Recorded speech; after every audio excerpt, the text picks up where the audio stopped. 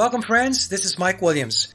For those that follow my work on the Beatles conspiracy, you are probably aware of the mystery surrounding the identity of Billy's biological parents.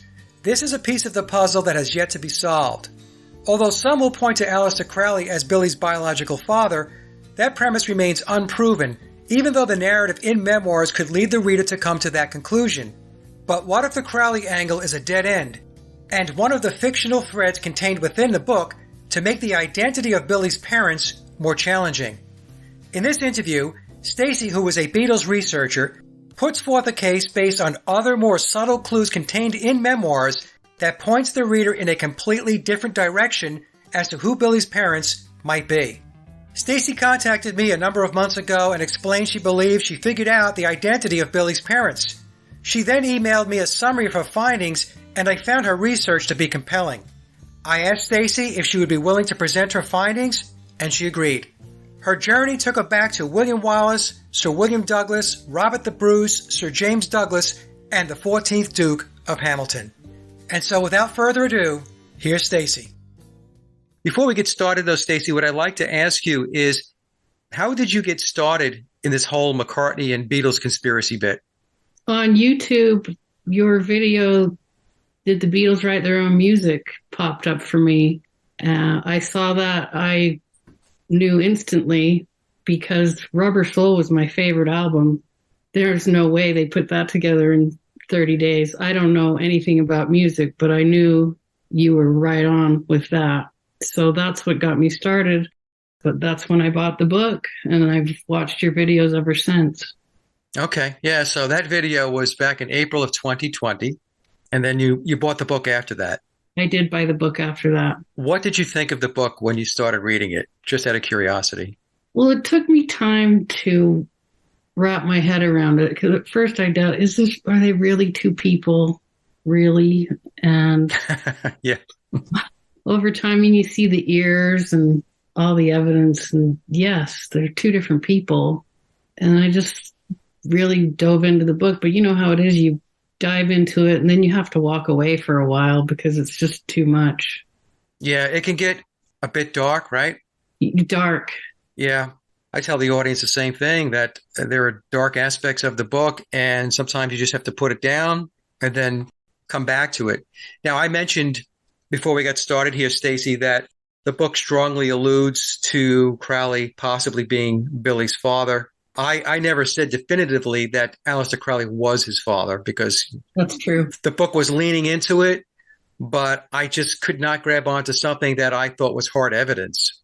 And I never thought that he was his father because of Barbara Bush. I don't think he's her father. Young Barbara Bush looks a lot like young Marvin Pierce. So to me, it was just to sidetrack us, or to maybe get us to revere Aleister Crowley somehow. Whether Crowley is his biological father or not, and you're going to show us that he's not, Crowley's influence on Billy in his life, I think, is very significant. Yes. Yeah. So that piece of it, in my mind, is still very important. So to get started here, what clues did you find? How did you put together what you're going to show us? Because I think it's an extremely good piece of work. Well, it started when, we were trying to figure out who the father was, which you concentrate on the Sir William chapter. That's all about William Wallace. But that didn't make sense because William Wallace left no children.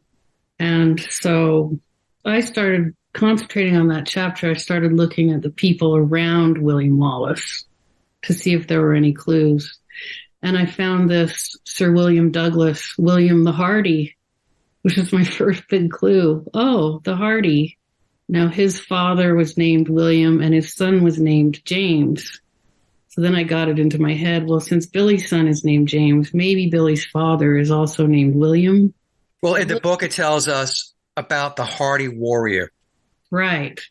And the thing about this William the Hardy, he was the first nobleman to join William Wallace in his fight for Scottish independence. Okay, so what the image you're showing us here of William Douglas, is this the person we're talking about? Yes, that's Sir William Douglas, the Hardy, and his son is named James. So after he dies, his son, he was first lieutenant to Robert the Bruce. So the story goes that when Robert the Bruce was dying, he asked the good Sir James, was his nickname, he asked him to take his heart to Jerusalem for burial. And they say that James, the good Sir James, wore Robert the Bruce's heart in a silver casket around his neck for the rest of his life. He intended to do that. It would never happen. He was killed, I think, in Spain. Okay, so just back up a second to make sure I'm connecting dots here. So Sir James Douglas is the son of William the Hardy. Okay, and just to repeat what you said before, William Hardy's connection to William Wallace is... He was the first nobleman to join William Wallace in his fight for the Scots. Okay. The English. Okay, so that's the connection back to William Wallace. Right. And then it continued with his son being the first lieutenant to Robert the Bruce. Okay. So with his nickname being James the Good, it makes me think of that line in the book. It's in bold. It says, "I want a good heart." And then I think of the song Heart of the Country. So after he wore that heart and a casket around his neck, and you can see it in that image there. In the statue right by his chest area. Yeah. And it was after that they added a heart to the arms of the Douglas family. Before that, it was just the 3 stars. So because of the good Sir James and Robert the Bruce, they added this heart. And that also makes me think of that art show he did. There were so many paintings in that art show Queen Elizabeth went to. But anytime you see an image of the Queen at that art show, they're always and only in front of this painting of a heart, back to Heart of the Country. Right. And again, folks, for those of you that are not familiar with Billy's solo career, he has a song, Heart of the Country. I think it's off the Ram album. And so then I'm wondering, well, what's all this about Wallace? Why is the whole chapter concentrating on Wallace? So I looked up the definition of the name meaning of Wallace, and it means foreigner or stranger. And it also says in that chapter, I was a descendant of an extremely different Sir William. It must be somebody else. And he also says in that chapter that his great-grandparents were named John and Arlene Crawford. Now, John means blessed by God. Arlene means pledge or promise. And Crawford, the English meaning is crossing of the crows, but the Gaelic meaning is crossing of the blood, which I think you can take to mean a blood oath, too. So now I see these names as really nothing more than a metaphor, some of them. Okay. And then I started to wonder, well, is there still a Lord Douglas? Is it still a title? Is that still a thing? And that's when I found the Lord Douglas at the time, the year of Billy's birth, was this Alfred Douglas Hamilton. And let me first explain how those names were hyphenated. So in the 1600s, the second Duke of Hamilton left only a daughter as an heir, Anne, and she married William Douglas, Lord of Selkirk, and then they became the Duke and Duchess of Hamilton, Lord Douglas Hamilton. So that's how those names got hyphenated. Okay, so make sure I follow. So on the left is Anne Hamilton. Yes. She married Lord Douglas, Earl of Selkirk. So he was from the Douglas clan because she was her father's only heir. So at that point, they just hyphenated the names, and that's how those families joined. Okay, so on the right, we have Earl of Selkirk. Right. And he's from the Douglas clan. Okay. But then he adopted that name. They hyphenated it. So the Hamiltons and the Douglases now, they've come together. They've come together. And I've read that it's one of the most titled families in all of the UK. Because when they joined those two families, a lot of titles came with it. Well, Alfred here, he inherited the title from his fourth cousin, William, who only left a daughter as an heir. William left his daughter most of the lands, but he left the title to his fourth cousin, Alfred, Hamilton Palace, and $1 million in debt. I would have said no thank you, but he took it. And he had been a sailor And then he was suddenly the 13th Duke of Hamilton. Okay, so you have to excuse my slowness here. So the 13th Duke of Hamilton, which I'm looking at right now, Yes. how does that relate to the prior slide? So Anne and William in the 1600s, that's when the families joined. So he's just a descendant of these two. Okay. That's how the names were hyphenated, and that's how he ended up. His name was Alfred Douglas Hamilton. He got the title from his fourth cousin, and his fourth cousin left him the title because his fourth cousin only left a daughter as an heir, and rather than leave the title to her and her husband, he chose to leave it to his fourth cousin, which is pretty distant relative. I mean, Alfred was just a sailor, and then suddenly he's the premier peer of Scotland. It sounds like they didn't want to leave the title to a woman. It almost sounds like he had to seek out a male within the family bloodline. Yes, and I mean, unlike Anne in the 1500s, William chose to keep it in the bloodline with the paternal bloodline, the male bloodline. Okay. But he did leave most of the land to his daughter and $1 million in debt to Alfred, which... Yeah, wow. What a good guy. Yeah. Hamilton Palace, too, which was quite a structure, but they ended up tearing it down in the early 1900s because there was coal mines underneath that compromised the structure. So even that didn't benefit him much. So we're looking at the 13th Duke of Hamilton right now. So his tenure was 1895 to 1940. So that's the period of time when he was the 13th Duke? Yes. And so he was the Duke when Billy was born. Okay. And so that's kind of why I focused on him. I just wanted to know if Lord Douglas still existed. And there it is. When did he die? Do we know? 1940. And then his son, Douglas Hamilton, became the Duke. He became the 14th Duke of Hamilton. Okay, Alfred. He married Nina Mary Benita Poor. And that kind of gets my attention because in the book it says William was born a poor young country boy. And Tom's footnote says, well, of course William was born young. But I'm looking at this name, her maiden name, Poor, and wondering if that's a clue. So 3 years before Nina married Alfred, her brother, Robert, married Alfred's sister, Flora.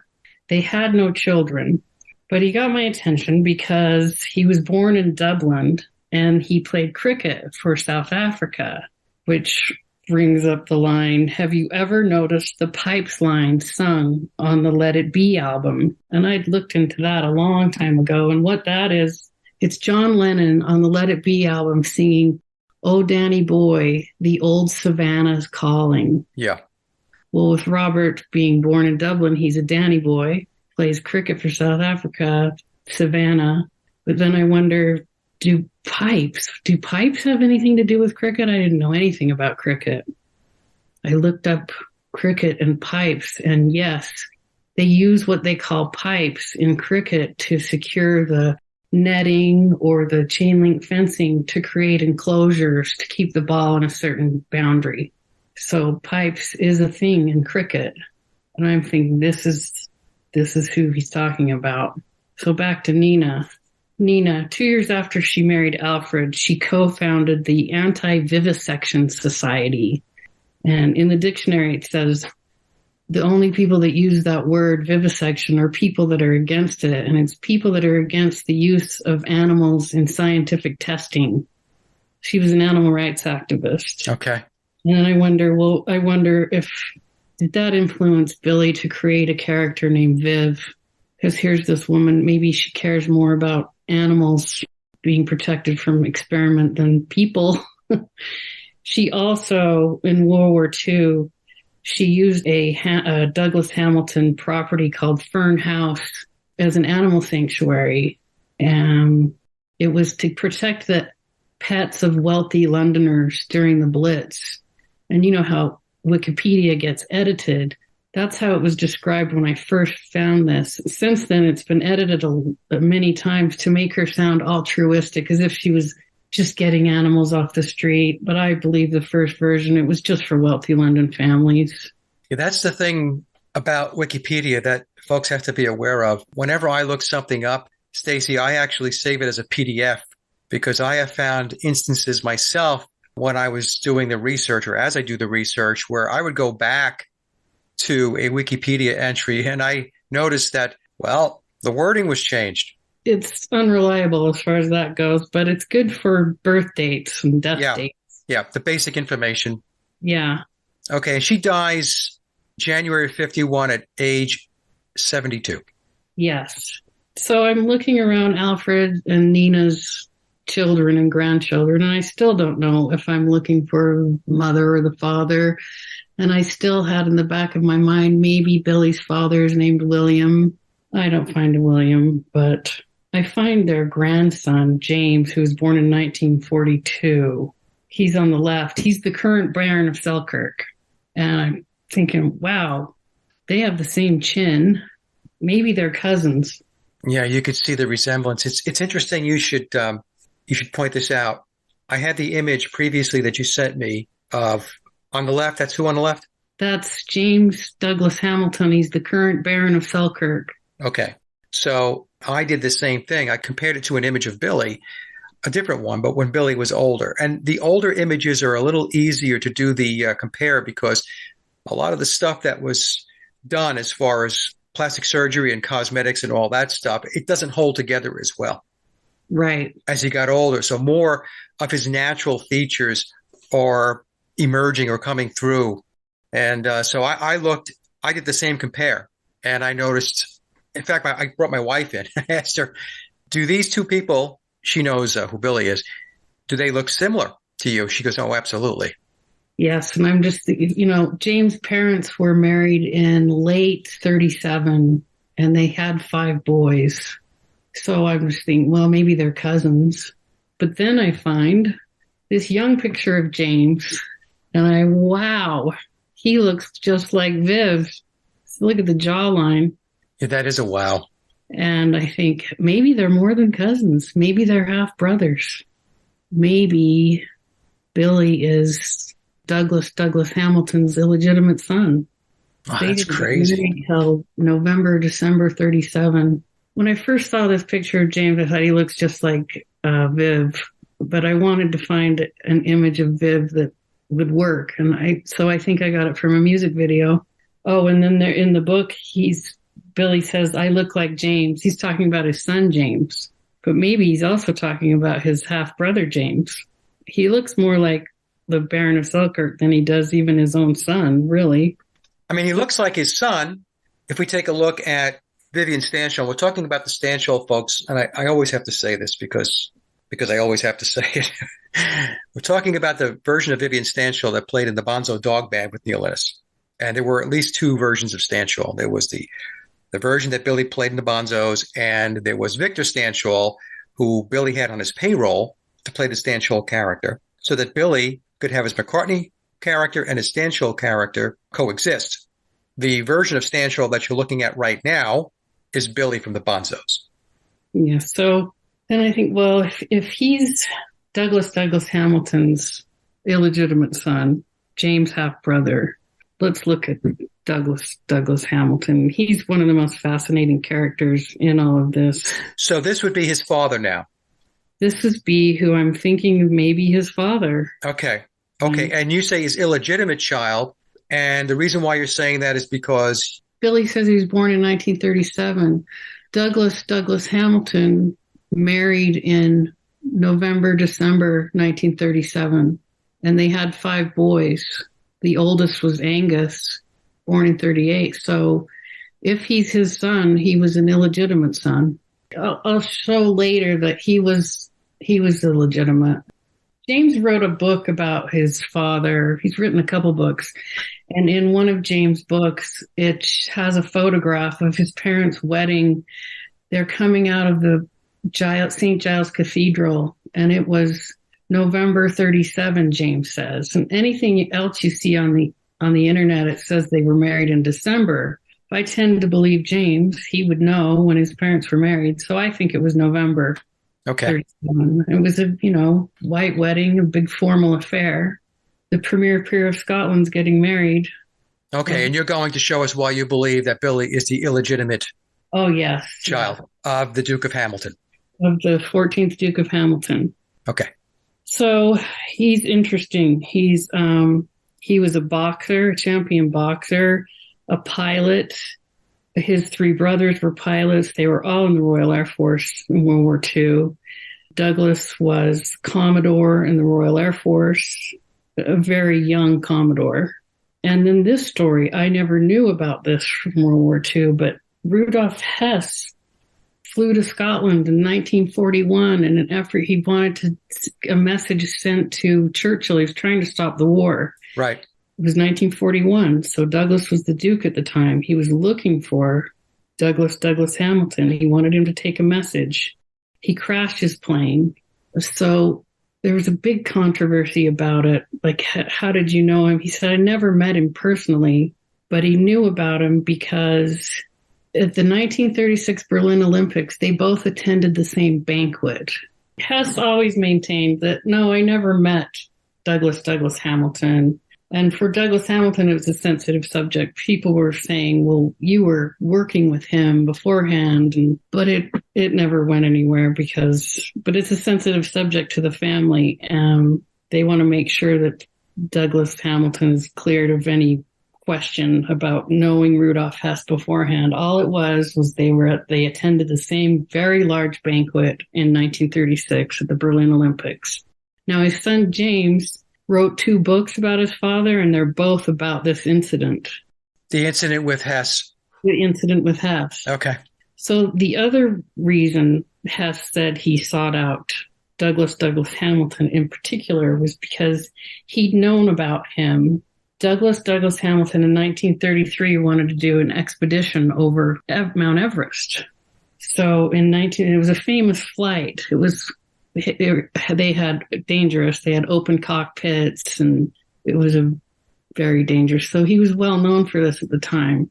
The first thing he did, he sought funding for it, and he got that funding from a wealthy London widow, Lucy Lady Houston. She started out as a chorus girl, ended up one of the wealthiest women in London. She gave him the money. She funded this expedition, and they took 2 planes, 4 men. One of the men was a cinema photographer. He made a documentary about this expedition. It came out in 1934, and it won the Oscar in 1934 for Best Documentary, and it was called Wings Over Everest, which, of course, brings up, I saw that interview with Billy, with Howard Stern, where he says we considered naming Abbey Road album Everest, which odd when you hear it at the time. Why Everest? So I don't know if that really happened or if he's just dropping a clue. Well, and he also has his live album, Wings Over America, so maybe that's also a play on Wings Over Everest. Yes, and the tour Wings Over the World, which got canceled in 1980 after he was arrested in Japan. So just more clues for me. They're adding up. So let's go back to Nina. Nina, to me, looks a lot like Stella. I've always thought there's something in Stella's eyes. It looks like there's something else behind them, something or someone else behind her eyes. And Nina has the same eyes, the same look in her eyes. Also, their noses are very similar, especially the tip. Maybe not so much in this photograph. We see other photographs of Nina. She looks a lot like Stella in the eyes and the nose. And I found out later Stella's middle name is Nina. Stella Nina. Oh, okay. Very interesting. It's interesting. So at this point, this has got to be his father. But it's still speculation, right, on my part. And I feel like I got confirmation in the music video. It was made in 1979, Wonderful Christmas Time music video. At one point, there's 4 diamonds that come out of the sky, and it's like they're in formation as if they're planes coming in for a landing into the runway. And I'm thinking, are those supposed to be, is that like Lucy's diamonds in the sky? There were 4 men on that expedition. There's 4 diamonds. As soon as they're out of sight, because they land, a white horse appears in the sky. Now, those two airplanes they took on that expedition had Pegasus engines. And Pegasus, of course, in Greek mythology is a white stallion. Later in the video, a woman in 1950s hair and dress, early 50s fashion, gets out of a car. She picks up a wind-up toy dog and cradles it as if it's real. Of course, Nina died in 1951 and was an animal rights activist. I'm thinking, is that supposed to be symbolic of Nina? And to me, this is confirmation that he was putting out there as early as 79 that this is his family. There are other images of Billy with a pale horse as well, not just in the video here. I've seen other images where on his farm. Oh, yeah. I didn't think of that. And maybe there's a lot more behind the mythology of Pegasus than just the engines being Pegasus engines. There could be, but I think that the association that you made is valid. So for me, that's confirmation. I think this is his father. I think he's his son. A couple more things about him. He was in the 60s, he was director of Scottish aviation. I didn't know airplanes were so big in Scotland, but it's kind of a big deal, Scottish aviation. And in 1969, Scottish aviation came out with an aerobatic aircraft called the Bulldog. And you think of the song, Hey Bulldog, there's a line in it that says, jackknife in your sweaty hands. Well, jackknife was a maneuver, a really hairy maneuver that these aerobatic planes did. And of course, in the book, it says that John Lennon was sort of saying, if you're lonely, you can talk to me. The Bulldog didn't go into production until 69, but Angus Hamilton, Douglas Hamilton's son, was test piloting that thing as early as 67. So before the song came out, it was being test piloted. Yeah, because the song was released in 1968. So maybe Billy kind of wrote that, if you're lonely, you can talk to me, for his brother Angus. Also, in the Magical Mystery Tour, where he says, there's another disguise, I'm in another disguise in that movie. And during I Am a Walrus, there's an airplane. And I'm thinking maybe he's in that airplane. I think that's the disguise. It was during I Am a Walrus. And during that song, during the music video too, there's an airplane flying around in the sky. The whole family, they were pilots.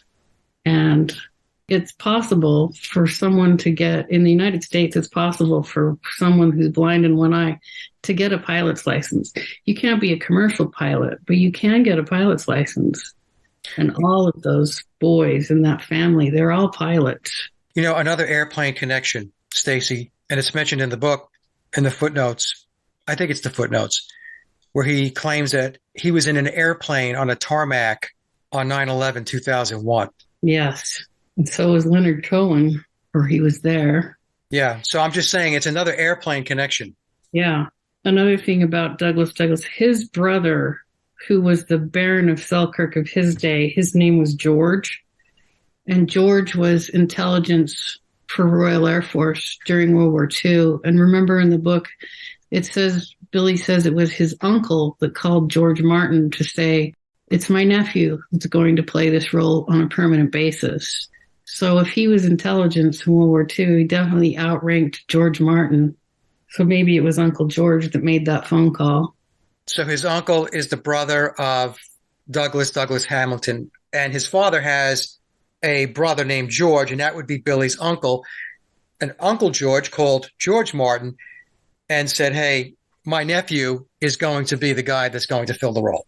Yes. And so this is the 14th Duke of Hamilton. Remember, that family has many, many titles. Well, they always give the title Baron of Selkirk not to the Duke, but they give it to another son. So in his day, Uncle George was the Baron of Selkirk, and James is the current Baron of Selkirk. So I'm satisfied at this point that that's his father. But I'm reading that line on page 20. My mother, called Mary here, like Paul's, died when I was young. So I think, well, we're never going to know who the mother is. It's not going to be possible, but I can't help but still continue to look around the family. And I see that Douglas Hamilton's wife was Elizabeth Percy. And that reminds me of Percy Thrillington. And I think, well, okay, is this a stab at his stepmother? Maybe she didn't want her husband's illegitimate son around her 5 boys, and Billy felt set aside, sort of sacrificed. Maybe this is kind of a stab at her. When did his father pass away? 1973. Okay. So he was around for a pretty long time. Yeah, he was around to see what happened with the Beatles. Yep. Right into the Wings period. Right into the Wings period. So I can't help. I just go deeper into this Elizabeth, because her maiden name was Percy. Is another clue to me. Also, Elizabeth's mother's name was Helen, and he does say in the Sir William chapter that his grandmother's name was Helen. He said she was the one that entered his name in the family Bible when he was born. Well, he has the song Helen Wheels as well.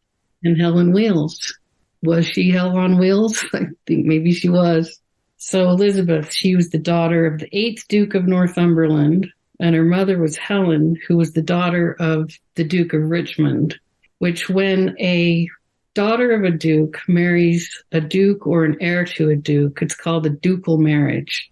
There's only 24 non-royal dukedoms in the UK, so it's sort of a rare thing to have a ducal marriage. Of course, Elizabeth had a ducal marriage too, because she was the daughter of a duke and married the heir to a duke. So this is a powerful line.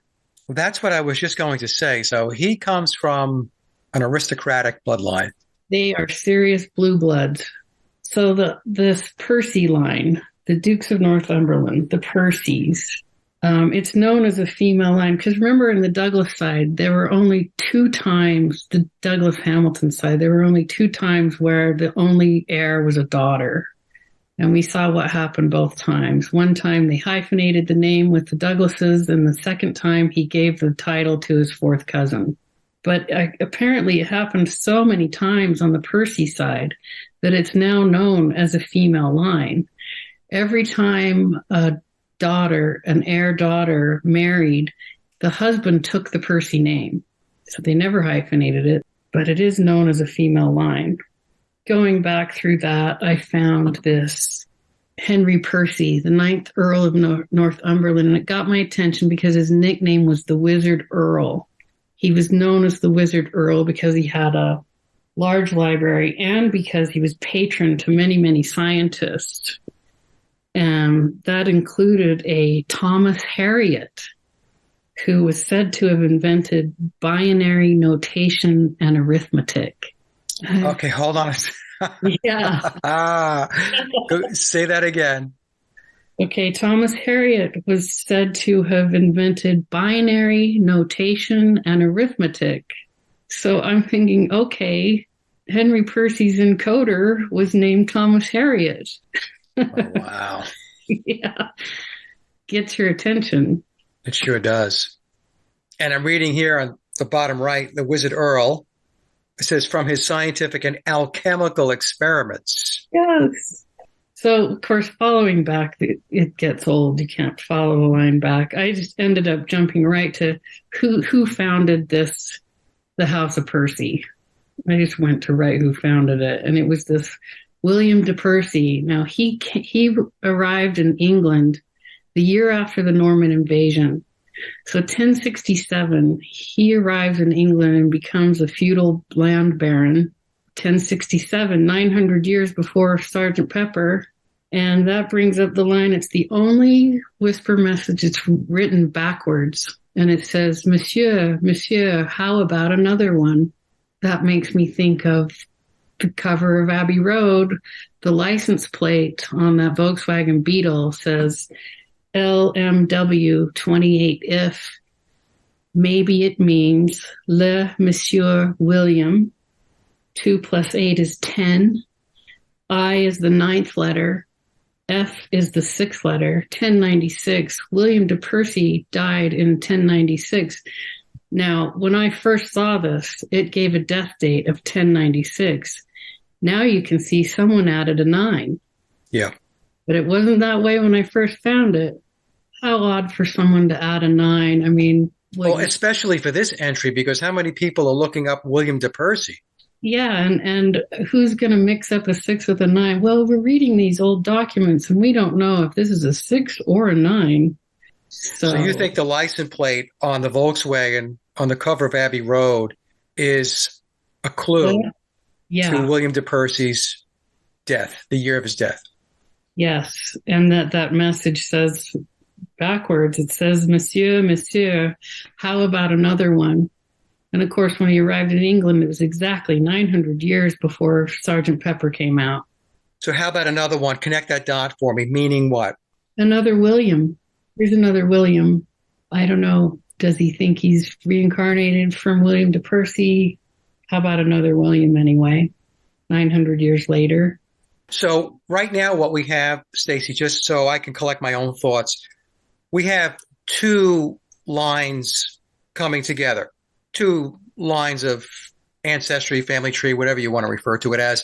We have the Hamiltons and we have Percy. Yes, the Douglas Hamiltons and Percy. Douglas Hamiltons, right, and Percy. And Percy.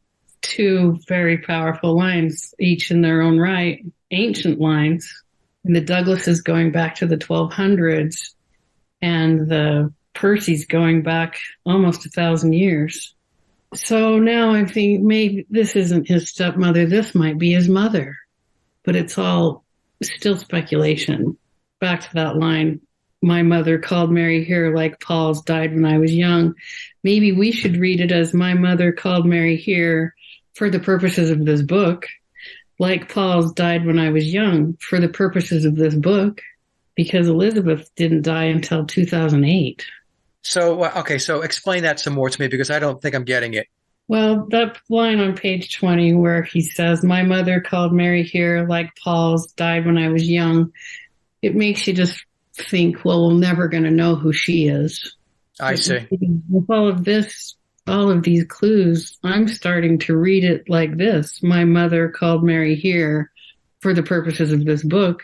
Like Paul's died when I was young for the purposes of this book. I think it's to get you sidetracked from just accept that she's gone and we'll never know her. But now I think this is her. Here's a picture, young picture of Elizabeth and Mary. Now they have different coloring. Elizabeth was very, very blonde as Linda. Blonde eyelashes, eyebrows, very blonde. This is Elizabeth Percy? This is Elizabeth Percy when she was very young. And Mary, Billy's daughter Mary, and there's something about the look in the eyes, maybe the mouth. I don't know. Of course, she didn't die till 2008. So there's Elizabeth as an old woman. I mean, look at the eyelids, the mouth, and the jowls. I think this is his mother. He married Douglas Hamilton in November of 37, and they had 5 boys together. Okay, so if Billy's illegitimate, why would he look like her? I'm saying they had Billy and in 37, and then they married in late 37. Got it. So she had Billy before they married. Before they married. And they had 5 boys, and now that's not his stepmother. Okay, I went down a different path. I was thinking that his father had a paramour. Yeah, I thought that for a long time too. But you're saying no, it's very possible that his mom is his father's wife, but they had the baby before they got married, out of wedlock. Yeah, so he could never get the title. Today he would be the 15th Duke of Hamilton, but his parents weren't married the day he was born. All they had to do was be married the day he was born, and he'd be the premier peer of Scotland today. Curious that they didn't get married. So for confirmation, again, another music video. This one made in 1980, Waterfalls. I've watched that video many times. When you watch it, you just know there's a lot going on in that thing that you don't understand. Yeah, I watched it too. Yeah, a lot of symbolism. And I'm watching that thing, and, it's a very sad song with this oddly comical, the video has this oddly comical ending. After the music is over, he turns out the light and you hear garbage cans crashing and then a cuckoo clock. And it seems out of place because the song is so sad. And why is this comical ending? Well, then I started to wonder about the cuckoo birds. I looked up cuckoo birds to find out more about them. There's a species of cuckoo bird called a brood parasite, and they lay their eggs in the nests of other species for them to raise. So, very tragic ending, given what happened to him. Then I'm watching it again, and I see this part where he closes the window. Her name was Elizabeth Ivy Percy, and that window surrounded by ivy. When I'm looking at the window, there's such a thing as Edwardian fashion and Victorian architecture. Is this an Elizabethan window? It's in Elizabeth I time period, timber frame window. I looked it up. It is. What makes that an Elizabethan window is the grate in the glass. Elizabeth Ivy, that's his mother. And when you think about that, Christmas Time came out in 1979. He was arrested in Japan in 1980 and came out with this music video in 1980. I think he was going through a lot in 79, 80, taking the risk in Japan. And he says he doesn't know why he took all that marijuana into Japan. Didn't make sense to him, but maybe he was just going through a lot. Yeah, he was having a moment. Yeah. Well, you'd think I'd be satisfied with all of this, right? But what drove me crazy is why would an alpha male like Douglas Hamilton, who was 34 years old, had a pregnant 21-year-old girlfriend, why would he not just marry her to make sure his son, if it was a boy, got the title? Why would he do that? And I found that in May of 37, Elizabeth is second from the left. She was in the coronation as a maid of honor in the coronation in May of 37. On the right is Helen. She was the Queen Mother's mistress of the robes until Helen died in 1967. That means she was in charge of wardrobe and jewelry for the Queen Mother. So maybe what happened is Helen really wanted her daughter to be in that coronation. Well, you can't be a married woman and be a maid of honor. You have to be a maiden. And maybe that's why they didn't get married. And also, for people that are in their circle, but not in their inner circle, it's the perfect excuse to explain why you didn't get married. They could say, well, Helen, she was determined that her daughter's in that coronation. So what were we to do? We just didn't get married until late 37. So our firstborn son is illegitimate. He could never get the title. Interesting. So to make sure I understand these images here. So the second to the left, on the left-hand side, that image, that is who? That is Elizabeth Ivy Percy Douglas Hamilton. That would be Billy's mom. Billy's mom. Of course, at the time, she was Elizabeth Ivy Percy. She hadn't married yet. And that's the coronation in May of 1937. And on the right is Helen, Elizabeth's mother. She was mistress of the robes to the Queen Mother. So she was in charge of wardrobe and jewelry. So maybe she just really wanted her daughter to wear a dress that day. She really wanted her daughter to be in that coronation. The reason why I got a little confused is because the image on the right is in color. Yeah, it was colorized later. There's a black and white. The original is black and white, but I liked this colorized because you can see more detail. Okay. That's why I got thrown a little bit. Yeah, she was a beautiful young woman, Helen. She didn't maintain her beauty, but she was a beautiful young woman. And I think that's where Billy got his height and his long legs. She's a very tall woman. I mean, look at the distance between her hips and her knees. She was long-legged. And then there's that necklace. It's an 8-spoked wheel, like a Yule wheel. That's a pagan necklace. And it makes me think of how he said Helen was the one that entered his name in the family Bible.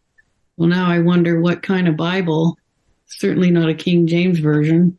And when it says, I was the son of the magician, maybe it's the maternal line, like the Percy line is a female line. Maybe Helen's the magician. I don't know. Also, Helen, she was the daughter of the Duke of Richmond. The Duke of Richmond family seat is called Goodwood House.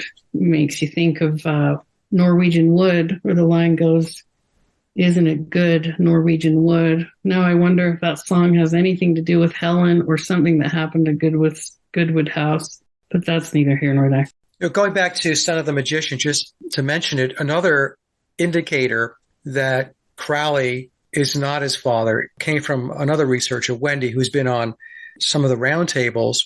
Billy has this whole role where he claims in the book that he's playing the role of Horus, the Egyptian god Horus. And, of course, his mother as Horus would be Isis, and Isis was known as a great magician. So he would be the son, because if he's Horus, of the magician, because Isis would be his mother. So I just want to point that out as well. That's another indicator, another clue that Crowley is not his dad. Yes, I didn't know that. That's interesting. I don't know if you ever noticed, but sometimes in Viv's music videos, he'll sort of crinkle his nose and smile with his top and bottom teeth, kind of in a jokey smile. And there's Helen on the left making the same face.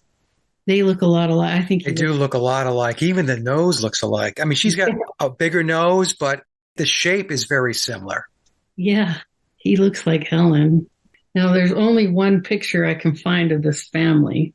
It's Douglas, Elizabeth, and their 5 boys on the left.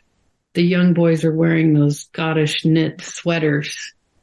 And then, of course, in Waterfalls, Billy, who's trying to look sort of like a young boy, he's wearing a knit sweater vest. Wonderful Christmas Time was made in 1979. Waterfalls was made in 1980. He looks younger in Waterfalls. It's almost like he was trying to look like a early 50s teenager. The thing I noticed about with Waterfalls also, Stacy, is his hair is part on the right side of his head, where normally it would be on the left side.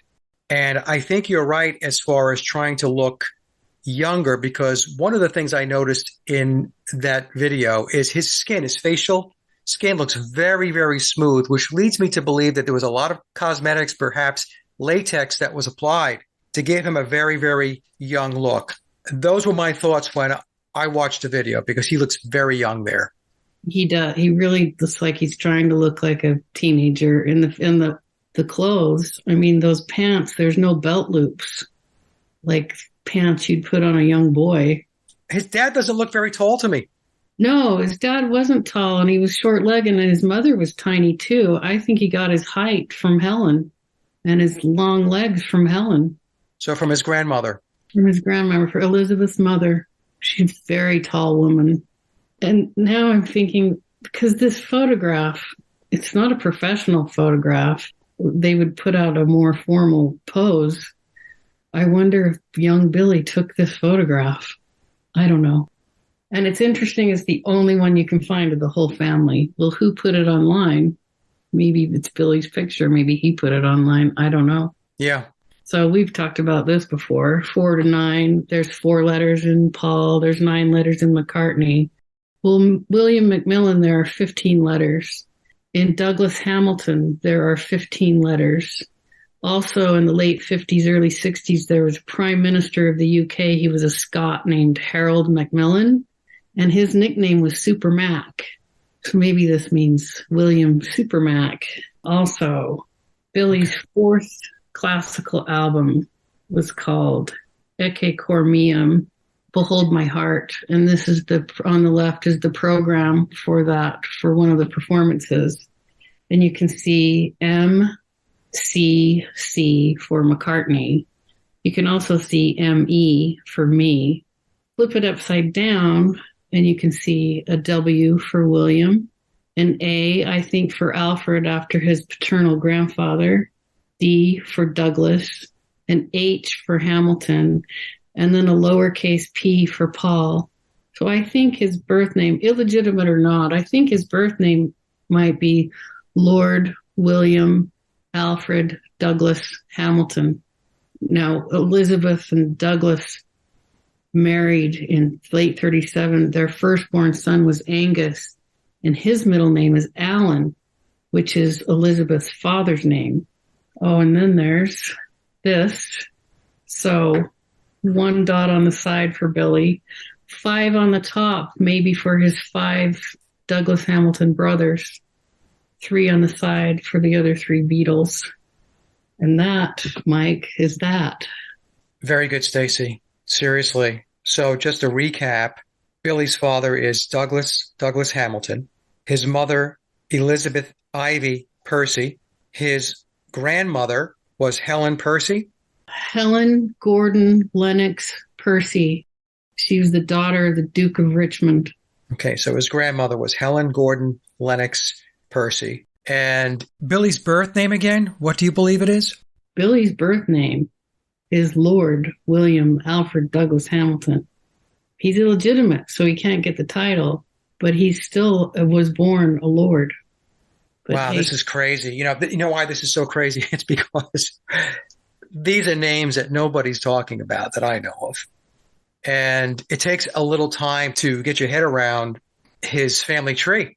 When did his grandmother pass away? Helen? Yeah. 1965. Okay, so in the book, he says that there was a woman that was his advocate. A woman of renown. A woman of renown. That's right. I think I know who that is. I thought maybe it was his grandmother, but you think it's somebody else? Yes. I think it's Diana's grandmother, Lady Ruth Fermoy, who was a renowned pianist in her day, and she was the one that identified him as a prodigy. Remember, it says that in the book. The woman of renown is the one that identified him as a music prodigy. Well, in Rocky Raccoon, it says she and her man, who called himself Dan, Lady Ruth Fermoy, she became a lady when she married Maurice Fermoy. I think his name was Maurice. He was a peer in Ireland, in the peerage of Ireland. He was a peer. So she and her man, who called himself Dan, he's a Danny boy. Her name was McGill. Ruth's maiden name is Gill. She called herself Lil. Ruth's mother's maiden name was Little John, but everyone knew her as Nancy. And Nancy means grace. And they would call those people that outranked them, yes, your grace, no, your grace. They would address them that way. So I think it was Lady Ruth Fermoy that's the woman of renown. And maybe you'll find this interesting. Through his grandmother, Helen, the Richmond side, he's like something like 5th cousins with Lady Diana. So before we head out, Stacy, I just want to say that you did a fantastic job with the research. I find it to be very compelling, and I think it's possible that you may have broken the code as to who are Billy's parents. So Stacy, again, thank you so much. I am very happy that you reached out to me. I'm glad that we finally got to cover this topic.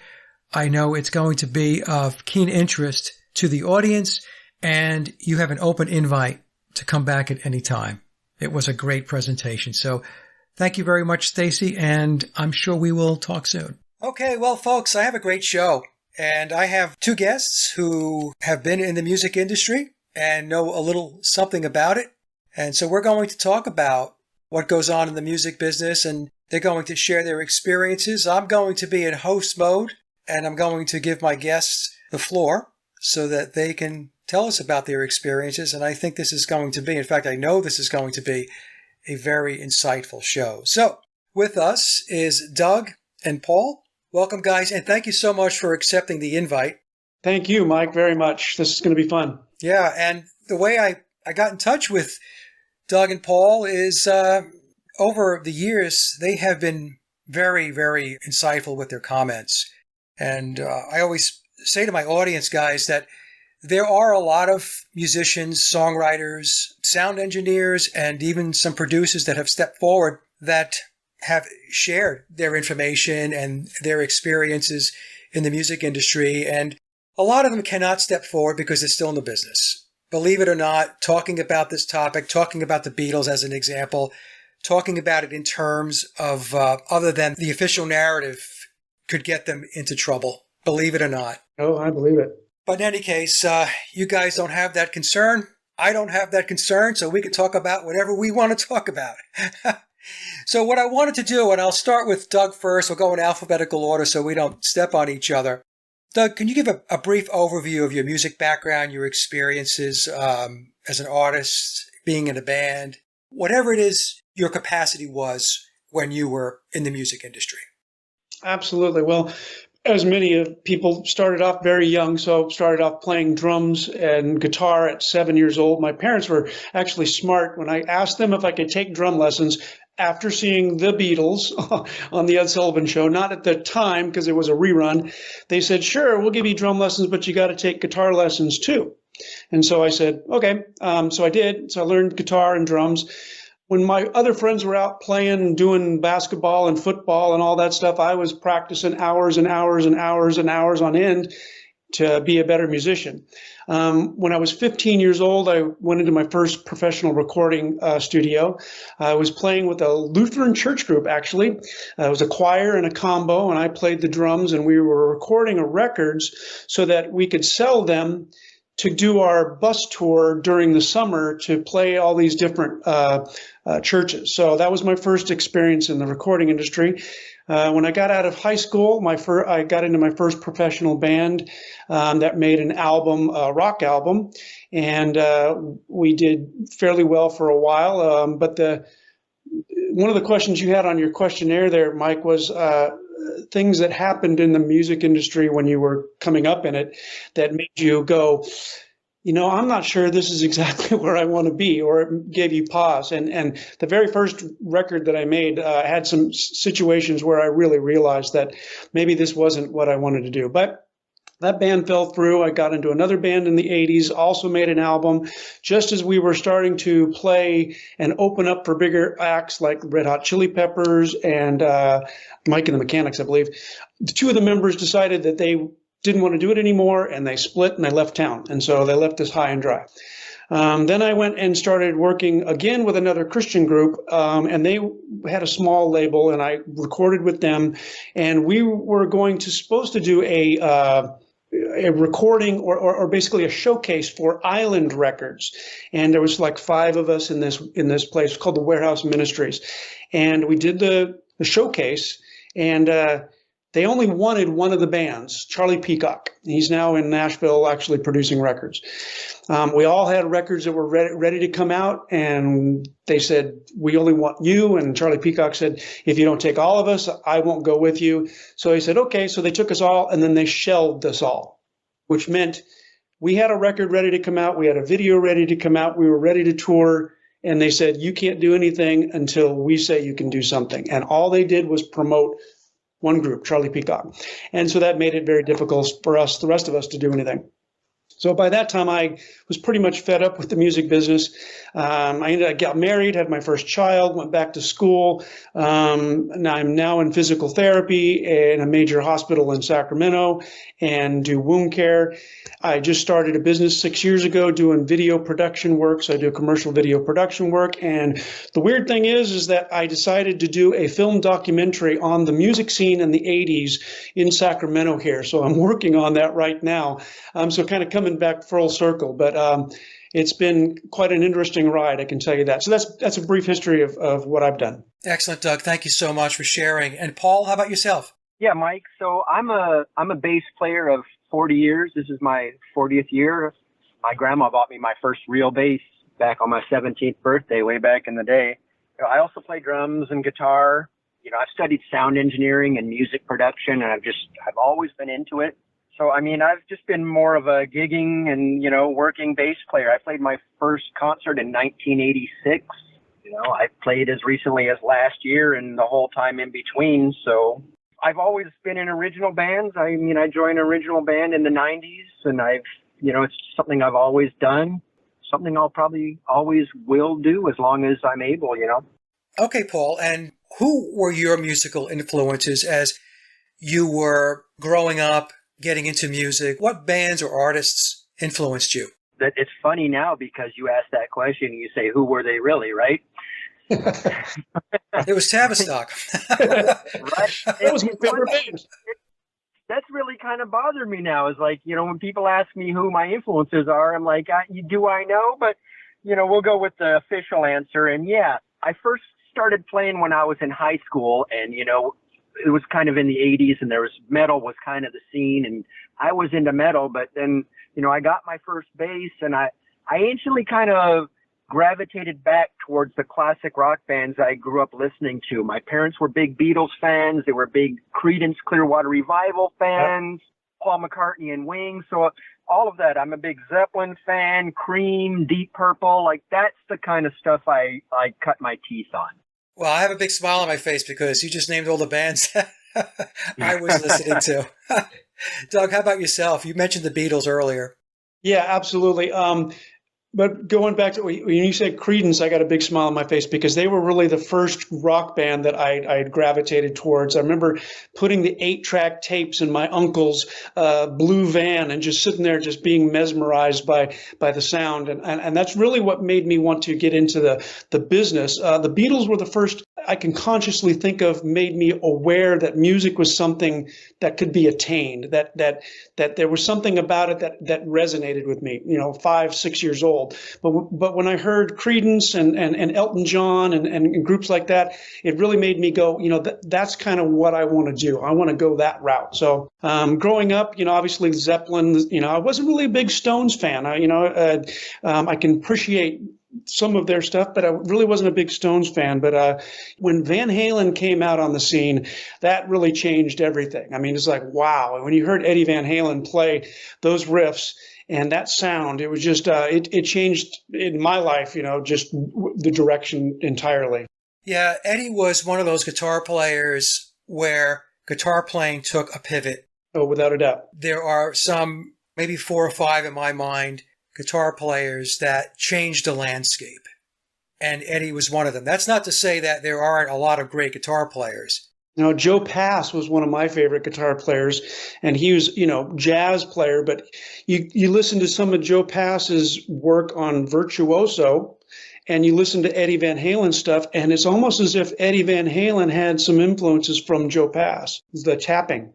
He has a very unique sound, too. I mean, very few players have such a distinct sound as Eddie Van Halen. If you'd recognize it instantly. Right. Sometimes my brother and I will go through who we believe were guitarists who were turnkey. They just changed, like I said, the landscape of guitar playing. Chuck Berry. Oh, absolutely. Jimi Hendrix. Oh, yeah, no doubt Jimi Hendrix. Jimmy Page. Yep. And talk about a studio musician. That guy was a studio musician before. 17 when he started doing studio work. And he had to teach himself to read music in order to do the session gigs.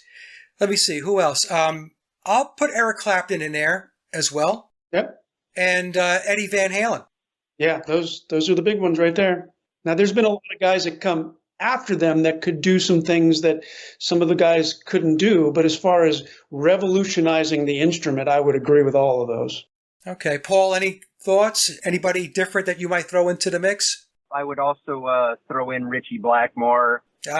Oh, yeah. That real heavy sound. He had such a heavy sound. Yeah, that was, a lot of people will say that, Sabbath was the first metal band, and they probably were, but I think Deep Purple was the first step. So those are the people that influenced me too. I'm a bass player, so a lot of times I'll be looking at the bass players in those bands, and it was like Jack Bruce, it was John Paul Jones, it was Paul McCartney in air quotes. Yep. We touched on it a little bit before, but maybe we can get into some more detail.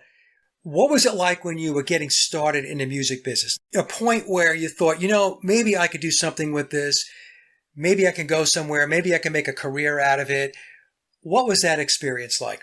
Well, it was right after high school. It was actually the summer after I graduated from high school.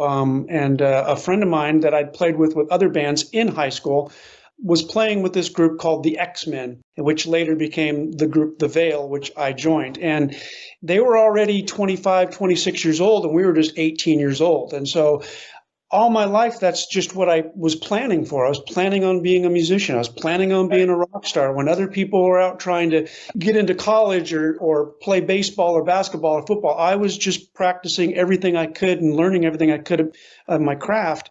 And when I finally got there and I started playing with a band that was playing in multiple venues, we were playing in the Bay Area, we're playing in Sacramento, we're playing in Davis, and then recorded an album, I really thought that this was probably it. And I really focused on it. It was an exciting time in the 80s to be music, because it just seemed like music was there's a revolution going on. From the punk scene to the rock scene to the new wave scene, and all that stuff kind of melded together. And it was good times, but I ended up having a really weird experience because most of you, I'm sure you guys know Jefferson Airplane. And the bass player for Jefferson Airplane, the original Jefferson Airplane, was Jack Kennedy. Cassidy, sorry. And he later played with a band called SVT. And the lead singer for that group and the guitar player was a guy by the name of Brian Marnell. And all of us in the band that I played in the Vale, we looked up to him, and he ended up coming and our lead singer said he's going to be playing some guitar riffs and guitar tracks on our album. And we were really excited because we loved his playing. We loved his singing. He was a rock star in our eyes, right? Well, when he showed up, he was not quite the guy that we all remembered him from the album covers. He was kind of strung out. He was, a heroin addict, but he was trying to detox from it. Well, he played on our album, and one particular track that he played on was called Last of Our Kind, and it was slated to be the last song on the album. And it ended up being that it was the last thing that he ever played and recorded, because that night in our lead singer's apartment, he passed away. And that really, unfortunately, Mike, you've talked about the whole death for success thing. And this isn't quite the Faustian bargain death for success, but because that was the last thing that he played was on our album, it just skyrocketed us, and everybody wanted a piece of us, and we were playing bigger venues. And now all of a sudden producers were coming around and knocking on our door. And it really kind of hit me as an 18, 19-year-old kid who's like, this just doesn't seem right. I want to be known for what we've done, not because we're riding on the coattails of somebody who passed away while making an album with us. So it was confusing times. And then subsequently from there, I say, that I had 3 opportunities in my life to make it big, and none of them came through. And at the time I was, devastated, and I look back now with things that I know, and I go, I am really glad that I didn't make it, because the music business is it's a pretty dark place. So anyway. Paul, what about yourself? Boy, I would just want to say to Doug there, yeah, definitely. You're glad you didn't make it in retrospect. I know that feeling. The thing that I see, the biggest thing that was the difference in the music scene back then versus now is, back then the dream was still alive. We didn't know the things we know now. So you went in there kind of blind, but the thing that really bothers me is we were lied to. We believed that there was a chance for us to make it, but my dad didn't come from military intelligence. Strike one. We didn't know this back then, so that's it. Another thing that the biggest difference too was for me, just from a gigging musician perspective, is there was no internet, and boy, times were different. I don't think that's necessarily for the better, we had to advertise in the local papers to meet players, and it was much harder, but at the same time, it seemed like it was easier. When you look back on it, it was so much easier to put a band together back then versus today with all the resources at our fingertips. It's much harder. And I think a big problem of that is I say the market now is flooded with garage level talent and karaoke singers. Yeah.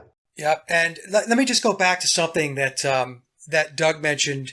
The whole sex, drugs, and rock and roll meme that's out there. I've tried to explain to folks that that's just another social engineering agenda that's out there to lure you into believing that that type of lifestyle is going to create excitement and creativity in your life. It sounds exciting when you're young.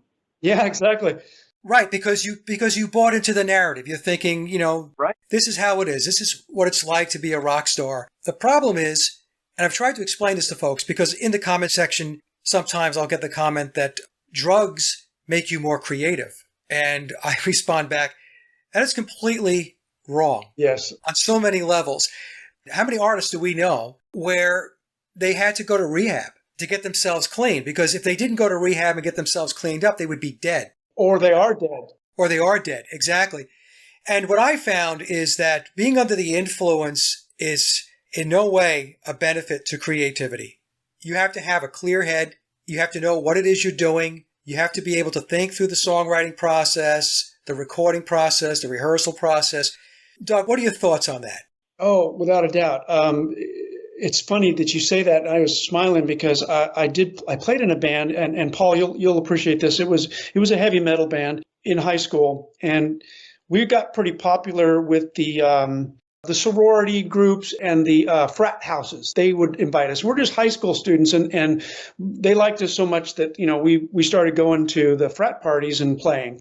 And I remember when I first, can we say that we did drugs on this show? Yeah. Oh, okay. I had my stint with drugs, and we were trying to write some really heavy stuff, man. So we decided, we better be smoking some pot. And we thought we were writing some of the best music ever. And then when we recording it on a little boombox, and then when we listened to it when we were straight, we thought, that is the worst thing I've ever heard in my life. And so we soon stopped doing that in order to write. But you're right. It's like the lure of it, the lure of the sex, the drugs, the rock and roll. As a teenager, that's you want that power, you want that popularity, and if this is going to give it to you, then that's what you push for. It's funny because I read an interview that Eric Clapton did. It was many years after he was with Cream. He was talking about a particular concert that they did, and he said that he was so wasted. He said the crowd is screaming and everybody's carrying on, but when he listened to the playback, he wasn't playing well. The crowd got caught up in the moment of the concert, but Eric was looking back and listening to his performance and saying, no, this is not working. Anybody that thinks they play better under the influence is either lying to themselves or they've never gotten their head clear enough to analyze, in my opinion. It's one thing you want to tell me that maybe you lose some inhibitions and get creative, but nobody plays better. If you're trying to be technical about your craft, there's no way. Yeah. You're slowed down. That's perfectly said, Doug, because it is a craft. You're working very hard. You're trying to grow your skills to be a better songwriter, a better musician, a better sound engineer, a better producer, whatever. You're not going to get there if you're going to be in an altered state of consciousness. It just doesn't work. As far as connections and networking, in order to either be able to get your foot in the door to record or to even get yourself booked in a venue, a decent venue. So, Paul, what was that like for you? I think back to when I was earlier in my career in doing this. I was just naive, I kind of, one thing about being a bass player is if you're pretty good, you can always bat like over your level. If you're a C-level bass player, then like the B-level bands are hiring you. And so on and so on. So a lot of times for me, it seemed like it was really easy. Like I just started playing shows right away and my services were always in demand. I could put an ad on Craigslist right now and get 2 or 3 replies before this interview's over. I had that going for me, but to actually make it or play somewhere big or get recognized, I don't think you're getting anywhere if you don't know somebody. Yeah, that's exactly right. How about yourself, Doug, as far as getting your foot in the door and playing venues? Did it just fall in your lap or did you actually have to work to make things happen? In my case, you had to work in the sense that when we were talking about, not having internet and, you didn't have the social media and all that stuff, trying to get people to come to your gigs. I remember hanging flyers on telephone poles on my bicycle. And that's how you had your spots where you knew people were going to look. And then there was 100 old flyers that you were pasting yours up over. Things like that. As far as getting to the next level, because there's one thing to play in your local area and your local venues and everything, but to make it, to get to the next level, you did need to know somebody. And I always thought, as a kid, and I don't, Paul, correct me if you was the same way, but if you just did the work and if you just worked hard and people recognized you as being a good player, you were going to make it. And then when you get there, you realize, no, more than 80% of it is being in the right place at the right time. And that's what they need right now, because the music business is a business. If you're not what they're looking for right now, then they're not going to even give you the time of day. You've got to be, either moldable, like we'll do whatever you ask us to do, Mr. Producer, or you're what they need right now. And if you're not any of those things, then you don't have a chance. I learned the hard way going back to the late 70s and the very early 80s. We did demos and I sent them out unsolicited to the record labels. Garbage. And you get a letter back from them that says, we do not accept unsolicited material.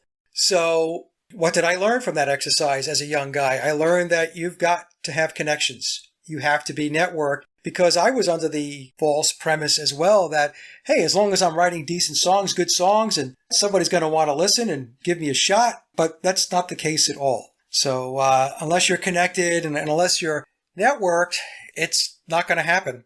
It's like I said earlier about, the dream still being alive, is we thought, well, if we work hard and we play good music and we write good songs, someone will hear us. And then, it'll just happen for us. And that was what we grew up believing. Yep. But that wasn't the case at all. And it's like Doug said, if you're not what they're looking for at that moment, or you can't become it, they won't even remember your first name. It's interesting. The reason why we believed it is not because we're naive. We're naive in a way, because if we knew then what we know now about how it really works, I'd have become a plumber. But their stories play it up. Right. These bands come from nowhere. Oh, yeah. They're poor. They struggle. And so, we're buying these stories. Now, you don't know what you don't know. Remember the VH1 series, Behind the Music? Yep. Yes. Those stories are put out there. Those are the narratives that I always talk about that shapes your thought. It shapes what you believe. They were lying to you from day one for the most part, right? Right. Yeah. I believed everything about the Beatles narrative until I accidentally stumbled upon your channel. Accidentally. That's cool. Yeah. And you're still here. A lot of people who stumble on my channel tell me they hate me. I had one comment come in the other day. It was really funny. He said, Mike, I don't even know you, but I hate you. Oh, yeah. Wow. That's an exact quote. Bad. I had a laugh. I swear to God, I was laughing. If he meant it in jest, that's one thing, because in a way you do burst a lot of people's bubbles. Yeah, I don't think it was in jest. There's a lot of triggered emotions and anger with this stuff. The thing is, I try to explain to these folks. I had the same response initially. I loved the Beatles. The Beatles were the reason why I got into music, why I wanted to write music, record music, and all that stuff. Yeah. So when I first got into it and started figuring out that the story wasn't exactly the way we were told, that was back in 2016. Yeah, it was a hard pill to swallow. For sure. Yeah. So, well, in any case, let me ask you this question, Paul. What do you consider to be your biggest success in music? When you look back at it, you say, well, I'm really glad, I'm really happy that I achieved whatever it may be. What would that be? Yeah, so that's pretty easy. I had a song that I produced back in 2003 that made its way onto the radio in Washington. And it was not on the big, classic rock stations, but on the local stations. And it got regular airplay for over a year. And I had a relationship with the DJs that were playing it. And they were calling me and saying, what else do you got? And, I had my own business at the time. And it would, how it is. If you have a full-time job or if you're running a business, it's like 2 full-time jobs. And I couldn't get the music thing happening, but that was clearly my proudest moment. I got interviewed on the radio and my mom got to hear it. So that's my number one moment. How about you, Doug? Well, it's kind of funny because I was thinking about that. I was looking at the outline and to be honest with you, it was playing at the California State Fair. When I was a kid, I went to the fair and I'd see all the bands playing there. I was just like, that's what I want to do. And then when the very first band that I played with that played there, we ended up playing there 8 years consecutively. And we started out in the small stages and then ended up into the big stage the 7th and 8th year. And to me, that was even the best thing, because it was something that I remembered as a kid that I can go, I want to play there. And then I ended up doing it. But the real big success just happened this Christmas. And that was that my grandson, who's 8 years old, came up to me and he said, I want to be a musician like you, Papa. And I said, okay, well, we've got to practice. And he said, okay. So he sent me a video message late at night, and he was just singing these lyrics, and they didn't make sense, but it was just so honest. And I said, I'm going to write a song with those lyrics, and then I'm going to bring him, and we're going to practice this song and play it for everybody for Christmas. And that's exactly what we did. I'm getting choked up. That's awesome. It was, to do that with my grandson. That's awesome, Doug. Was awesome. And he made the lyrics. And so I was like, that was cool. Congratulations, man. Yeah, that's a great story. I can't beat that one. But you know what? These are the stories that matter, you know, not selling your soul to sign on the dotted line with some major label, you know, That's right. Like that moment for you and then my song getting on the radio, Right. like those are the that matter, you know? Yeah. Yeah, because every step that you take to get to the next rung, you have to sell a little bit more of your soul. Some people can do that. And I just got to a place where it's like, no, I can't do that. That's the, you know, if that's what it takes to get to the next level, then I guess I'll stay at this level, because that was not for me. Well, let me ask Paul, was there a moment when you realized that the music business was not at all what you thought it was? In other words, you sensed that something was off? Yeah. Well, you know, I thought it was what I thought it was for, you know, most of my life.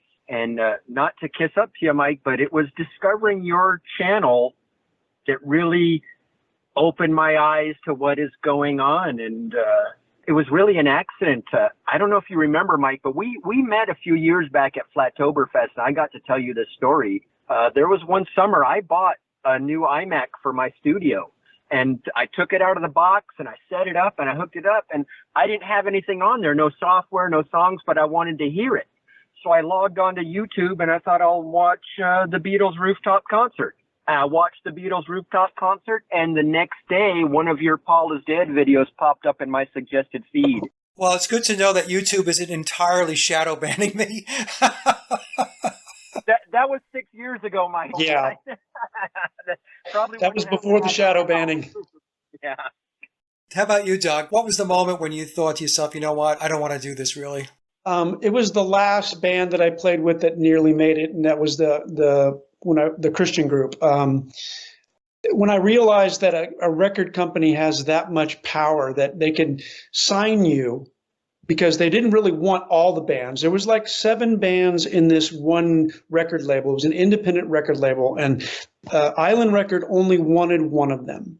And the one guy who they wanted, he said, no, I won't sign unless you sign all of us, because that's what we wanted to do. So they said, fine, we'll sign you all, but then they shelved everybody. And when I mean shelved, that means you can't play anywhere, you can't release anything. We had albums ready, we had videos ready, we were ready to go, and they shelved us. And so I realized that if they have that much power, after all the work that we did to get there, maybe this wasn't the job or the career that I want to do. So that band could not do anything unless it was approved by Island Records, because they now own the rights to your music and the rights to where you play. And so we got some gigs, but they weren't the gigs that, like, for example, we were supposed to be going over to Sweden for a big Christian festival. And I had my passport. They said, you got to get a passport, you got to do all this kind of stuff. And as soon as we got signed, that all got shut down. And they just sent the group that they wanted, which was Charlie Peacock. And that was it. We didn't get to go. So that was really when I decided, this isn't really what I want. It started with getting famous off of somebody who died while making your album, and it ended with they own you. And I didn't want to be owned. So, and I'm glad. Now I got a wonderful wife, 2 beautiful grandchildren, a child, and a career that I like. And still doing music and having fun, but it's just, I didn't want to sell my soul. Paul, how about yourself? What was that moment for you, or did you have that moment? Yeah, I've definitely had it. I mean, and like what Doug said, I would have done anything in my 20s. I would have signed any piece of paper they stuck in front of me. And I'm glad that didn't happen. You know, the work can eventually drag on you and you're trying to make it. And, you know, I've been in a couple really good bands. I was in a band called Perfect Pistol in Seattle. And like, you know, people were routinely saying that we were the best band in Washington, but like nothing ever really became of it. And we worked and we worked and we worked, and everyone loved what we were doing, and we built a following out of nothing. But it just, I mean, that was it, you know. I mean, we played all the venues and we did all the shows and released our demos, and this was in the early days of the internet. We had a little presence online, but, you know, nothing becomes of it. And then the more you know why nothing became of it. Yeah. Because it's not the talent. It's not the ability. It's, are you going to do something to help them? Right. Yeah, that's exactly right. You know, how valuable are you to them? They're not really into making stars as much as they're into making money. And if they make a star in the process, great, but they want to be able to have control of that star. They want to be able to know that you'll do anything to stay in that position. Some people are willing to do it and others aren't. And I'm glad I'm not one of those. So we've touched on this now, but I'll just ask the question specifically. In your opinion, how controlled is the music industry? 100%. I mean, there's just no doubt in my mind that anybody that makes it big, most of them are bloodline and were placed in that position. There's a few, I'm sure, rare examples of people that just actually, you know, came up and got noticed, but they had to give away everything to get there. And, you know, it's 100% controlled. You're not going to be known. You're not going to be heard. You're not going to be seen unless they want those things to happen. Doug? 100% as well. I think it started out not quite as much in the 50s and 60s and 70s. I think there could have been a lot more organics going on, but as soon as the 80s came along, I think the manufacturing of supergroups and the manufacturing of music that was going to again be part of the social engineering process, I think really took over. I saw that because I had a lot of friends that ended up playing with bigger bands, and when I'd ask them, well, you know, what is it really like? And they go, nothing like we thought it was. And it's like, you're not in control of anything. You're basically, here's what you do, and if you're willing to do that, then we're going to give you the next bone that you're looking for. The freedom is not there. We often, I don't know about you, Paul, but I always thought that if, you know, you became a rock star, it was like you could just do whatever you want, you could get whatever you want, and the people that I talked to would actually get to that level said, no, you're pretty much not your own person at all, which gave it all more credence for me to be glad that I didn't make it to that level. So I made it to the grandson writing song level. That's my thing. No, that's, like I said, that's an unbelievable story. My grandson is 18 months old, and I already have a guitar for him. There you go. Nice. Give him a bass, he'll get more work. He can work for me. So the next question is our opinion on the music and entertainment industry today. But what I really was driving at with that question is the quality and the presentation of the music today versus when we were younger, going back to the 60s, the 70s, and the 80s. My opinion is it's in a death spiral. Doug, what are your thoughts? I think so. There's really a lot less musicianship. There's a lot of pre-programmed things. A producer can just plug things into a computer, can produce things with that very little real talent. And I think that back in the days when we were growing up, I think you had to know how to play your instrument. You had to know how to be on time. You had to know your craft. You had to, now you just need to know a computer system and what software is out there in order to make the sounds that you're looking for. I have a friend that has a studio, and he showed me, you can literally just hum into a microphone, whatever melody you want or, beatbox you want. And then you can use that to marry it up with real instruments or sampled instruments. And you can actually, without ever having to pick up an instrument, you can actually create an entire symphony just by humming into a microphone. So that's how it's gotten. And I think the music is indicative of that. And I think for me personally, I can't listen to modern music. It just doesn't make sense to me. Exact same thing, all the way down to the production. Like, I love the way the music to me sounded in the 70s. Yeah. And I hate the productions today. Like, every song I listen to, the kick drum is the loudest instrument. It's really bad. It's really bad. And the musicianship, as Doug said, was so much better. I know that sometimes you don't know who's playing on an album, but I know that Jack Bruce could really play. And I know that Glenn Campbell can really play. Right. Nowadays, it's like, I think that those game shows like American Idol and America's Got Talent ruined the music industry. Like, there's a whole generation of people coming up that think like a karaoke contest is the music business, and it shows. Most of it today, we're looking at performers. We're not looking at artists. We're not looking at musicians. So when Taylor Swift steps on stage, she's a performer. Yeah, right. That's what she does, right? So I did a show with Vince Russo, and we went through her resume, and it's, she's completely manufactured. Of course.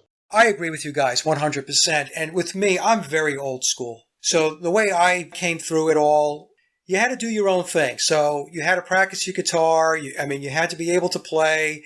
You had to think through melodies. You had to think about being able to do the harmonies. You had to think through what's the mix going to sound like, the dynamics of the song, all of this stuff. Yourself, not a computer. Exactly. Yeah. Yourself. There's no computer. There's no technology involved. Now, don't get me wrong. Technology can be helpful here and there. Like when I write my own songs, that's just me. That's how I look at it. It's a human element. You're not a machine. You're not software. I think AI is ruining the entire landscape, to be perfectly honest with you. What did you think of the, quote, Beatles' new song, Now and Then? Oh, God. So, yeah, I mean, I only reluctantly even listened to it, to tell you the honest truth. Like all those horrible remixes of the Red and Blue albums, that like they've ruined them. I just don't like it. It just seems phony to me. It just seems fake. I mean, I don't even really buy the story behind it. It's like, didn't care, to tell you the honest truth. I've heard it. I just said, I listened to it one time because, I grew up on the Beatles. I had to hear it, but that was it. I mean, I never listened to it a second time. It sounded to me, because of the technology and the AI, so overproduced. Yeah. That's my opinion. And first of all, it's not a Beatles song. Yeah. It was a John Lennon song that he wrote, I think, back in 1977. And he didn't think enough of it to do anything with it, so it sat on a shelf. Right. But Doug, what are your thoughts on that song? Honestly, I think that it was a contrived thing to continue to reach an audience with the official narrative, bringing it up from because like my granddaughter who's 14 years old, I've taken her to real concerts for real people. I've taken her to see Queen. I've taken her to see Tears for Fears, Duran Duran, groups that I grew up with. And then I've also allowed her to go to the concerts of some of the stuff that she likes. And she will honestly say, yeah, I mean, the music back then meant a lot more. And I think that when you bring AI into the situation, all you're doing is you're trying to pander to the next generation rather than it being a Beatles song. It didn't really strike me as being a Beatles song. It really just kind of seemed something that was contriving and trying to continue the official narrative to a new group of people. That's all. And to acclimate the boomers to technology and AI. Yeah. That's what I kind of thought was part of the reason why it was done, because, the older folks would be more reluctant to adopt technology. They're kind of set in their ways. And the other thing, just to comment on it, and I talked about this, I think, with Billy Watson, the video was very childlike. One of the things that Tavistock does is to try to bring people back into like a childlike adolescent mindset. That's what I thought was going on with that video. John Lennon doing all this goofy stuff, and it looked like something out of Sesame Street. And when I spoke to Billy about it, he had the same impression. So, almost playing on nostalgia. Yes. Yeah. Well, there's nothing wrong with nostalgia. I think this. I'm working right now on a nostalgic project, going back and doing a documentary film based on my experiences and the experiences of my colleagues and friends of the 1980s in this particular area of the world and what the music scene was like. So nostalgia is good, but if it's nostalgia to promote something that is agenda based, yeah, then I agree. Yeah, that's not good. Okay, we're going to just shift up gears a little bit here, and we've already talked a little bit about the Beatles and the official narrative. So let me pose the question this way. When you became aware that the official narrative may not be truthful, how did that affect you? How did that impact you? Was it something that you said, well, all things considered, it doesn't surprise me, or were you taken back? So Paul, let's start with you first on that question. Yeah, I mean, I was definitely taken back because the first album I ever got was the Beatles at the Hollywood Bowl on an 8-track. I mean, I loved them. I picked up a bass because Paul McCartney can be a bass player and it's cool, and, so could I. But, now they're like a boy band to me. I mean, I almost go every time I hear them come on. It's like, yeah, this is a great song, but I know that is not Ringo drumming.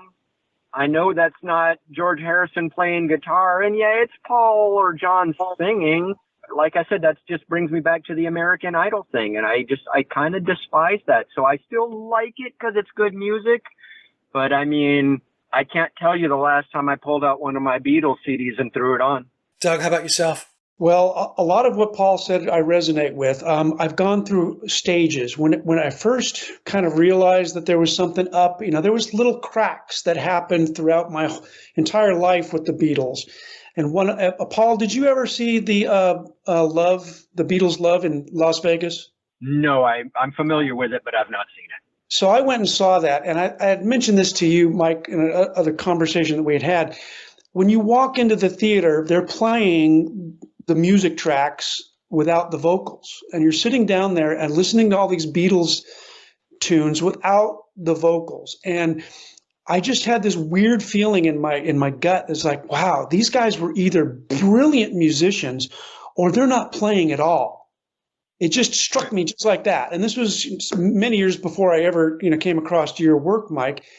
And it just was one of those kind of moments, and I kind of forgot about it. But then there was little cracks. I read a couple of articles about a scientific team in I guess it was Italy that took old Paul McCartney and new Paul McCartney's voice and did some voice analysis and found that they weren't the same people at all. And then again, that was another moment. It was like, and then when I came across your stuff, Mike, you were actually on the Hot Potatoes with Patricia Steer. Patricia Steer, yeah. Yeah, that was the first time that I had seen you because, I was also at the same time studying out Flat Earth. And so all these things, and when you realize that, in my opinion, the moon landings didn't happen, the other things in life are completely, dishonest, and they're not the way that their official narrative, claims them to be. When it came around to the Beatles, I went, well, it figures. And so I did the same thing, Paul. I just stopped listening to their music because there was part of it that hurt. It was kind of you tricked me. You tricked me. But I have recently gone back now, and I've shared this with you, Mike, because I've shown you some of the stuff that I've done, the Beatles covers that I've done.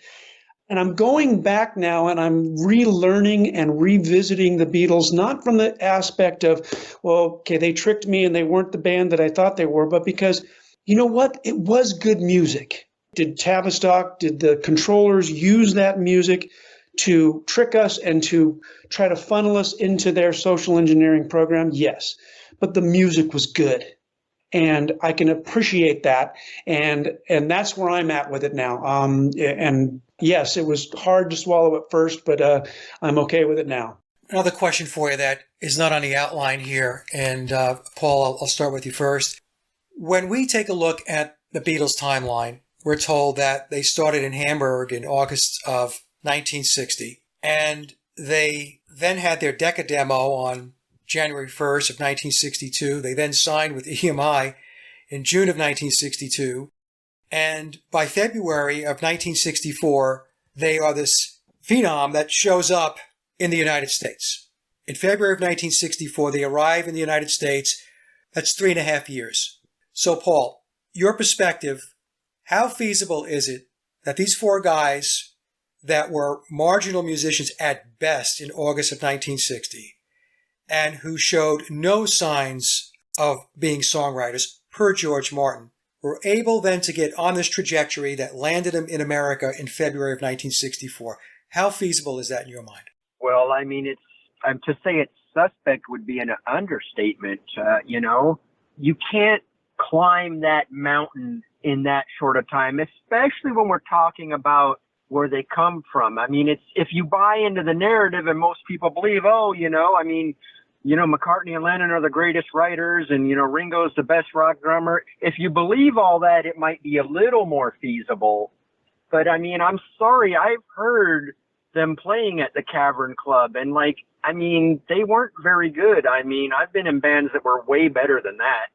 There's no way that you could climb that mountain. It would have taken them years just to get to be decent from where they're starting, in my opinion. And instead they just went to the top of the world. And that's just, we know that they were placed at the top of the world. Doug, what are your thoughts? Well, I echo everything he said. And from being a musician and trying to, wrap my head around how you could go from being so rudimentary. Let's just talk about drums, because that's my main instrument, although I play guitar. The hours that are spent in order to be able to get to a certain level to where you can, keep time and not have a lot of frills and fills, takes years. Some people are just born with natural talent, but if you have George Martin saying, I wasn't really impressed with these guys at all, and then 3 years later they're at the top of the heap, that's completely unrealistic. Now, if they were brilliant musicians and they just needed to be discovered, well, then, you could fast track people through, but you can't make a musician who's marginal become phenomenal in 3 years, in my opinion. So what's more upsetting to me is that how much we all got fooled by the official narrative, that we wanted so much to believe that they were what they were, that we continue to ignore the fact that there's no way that could happen. And I think as a musician that's, was raised to put your energy and your effort into things and really work hard at it, I don't know why I didn't see it sooner. What about you, Paul? So the information was harder to find. I couldn't just log on to YouTube and have them recommend me one of Mike's videos back then. I mean, you had to go out and do the footwork. So it was easier for them to fool us back then. But I agree with you on the drumming thing 100%. I play drums too. And it's not my best instrument. Every clip that I've seen of Ringo actually playing drums, I'm like, I can do that. I mean, he doesn't, no. If I could just go back to what we were talking about, to that point, if you look and you listen to the early drumming of the Beatles, and if we get to the point where we're going to talk about the tracks that you sent us. Yeah, we'll get there. Yep. I took some notes because there was some things that just stood out to me. But if you listen to the early drumming of the Beatles, it's supposed to be Ringo. And then you listen to the song like Free as a Bird. I mean, it's just, there's no way. I mean, did he have a stroke? I mean, there's no way that you could go from playing Day Tripper and some of the fills that he did on that, and then to just be playing something so simple. I'm actually of the opinion that he didn't play on that they may have sampled him playing the kick and playing the snare, because all it is kick and snare with maybe one fill, and it's real simple. And then they used that sample and built it as a drum machine, because you can program swing time into a drum machine. I've done it. And so I don't know. I just think your musicianship, I was sounding this to Mike, and Paul, correct me if I'm wrong. When you start out as a musician, you only get better as the more time you put into it. You don't get worse. Right. And that's what I see with the Beatles, is that they started out being phenomenal musicians. And then as they went through the process up through, to the White Album and to, Let It Be and all that stuff, it seemed like their musicianship got worse, not better. I agree 100%. And I've always said that the White Album to me is like the linchpin one, because that's where I feel like that's actually them playing on some of those songs. And I always hated that album, Mike. I just, even loving the Beatles, like the White Album to me was like 4 good songs, a couple fillers, and a bunch of garbage. Garbage, yeah. Yeah, I've always said that the White Album, in fact, I said it in my April 2020 presentation, was when we really got to hear the Beatles themselves, what they really sounded like when they recorded. And I'm talking about for the songs that they actually wrote, because in my opinion, outside songwriters were still being used during the Billy period from 67 to 70, and it was still using studio players. But you can definitely listen to some of those tracks and you can hear, well, yeah, that's probably them. Like I was listening to Birthday, and I'm listening to the drumming on Birthday. Yeah. I mean, when you listen to it on the isolated tracks that we have, the backing tracks that we have, yep. And then your point, Doug, take it back to Day Tripper. Yeah. The drumming on Day Tripper. You're going to tell me that's the same drummer? That's not the same drummer. No, it's not. Let me ask this question then, because this is going to segue into it. I stirred a big pot with Bernard Purdie. Yep. And are you guys, I didn't tell you this, but I actually wrote Bernard. Did you? Yeah. Somebody gave me his email and I wrote him. Didn't expect to hear back from him, and I haven't. But I explained to him that I wasn't going to go anywhere with anything he responded with, but I just wanted him to answer some questions that I had. Yeah, yeah. As far as how the fixing took place back in the day, because we're told they had 2-track machines. Right. But then I received an email from a friend of mine who's a sound engineer out in Europe, and he's connected into a professional drummer, a name that most people would probably recognize, especially out in Europe. I can't say who that person is, but they told me that they had 4-track technology back in 62, 63, 1964. In fact, I read an article where I think it was Martin Drummer, where Bernard, I think the article goes back to the 1980s, and he talked about his fixing the records and talking about 4 tracks. But be that as it may, let me just ask this question. In your opinion, and Doug, I'll start with you, Bernard Purdie's claim that he drummed on 21 Beatle tracks, do you believe him? Do I believe him? Absolutely. It's kind of interesting that you say that, because I actually lost a gig with a band because I couldn't do the Bernard shuffle. Yeah. He has that real distinct shuffle, and I did my very best to mimic it as best as possible, but they weren't wanting somebody to mimic it. They wanted somebody to actually do it. They call it the Purdie shuffle. Yep. And I almost got the gig, but because I couldn't do that Purdie shuffle exactly. So when you listen to the early Beatles stuff and then you listen to Bernard Purdie play even today, you can hear that shuffling a capability that it can only come from a few people, in my estimation, that can play that. The official narrative calls it the Ringo Shuffle. Yeah. Yeah. I've seen Ringo play live. I've seen him, because I saw the Ringo Starr Experience, the All-Star Band. Me too. And if he could play it, he certainly didn't do it when I was there. So anyway, no, I do believe that someone like Bernard Purdie, someone like Jim Keltner, some of those people were the people that actually played on those records. So yeah, that's my opinion. Paul, what do you think about Bernard's claim? Yeah, well, I think you have to ask, what does he have to gain by lying? Nothing. Right. He has nothing to gain by lying, and he's stuck with that story for 40 years? 45 years, yep. So, you have to believe him. And again, we know beyond a shadow of a doubt that it's not Ringo on those albums, because he never does anything other than, just a 2/4 on the floor whenever you see him drumming. Even with his all-star band, he tours with Greg Bissonette on drums. Yep. And then he'll go up there for like a part of a song or a song and just do the most basic. It's the stuff that I learned when I was first learning how to get my right hand and right foot to go independent. Like, he does nothing special on the drums whenever I've seen him play. Yeah, there's no limb independence. That's one of the things you learn as a drummer, is you have to be able to be independent in all your limbs.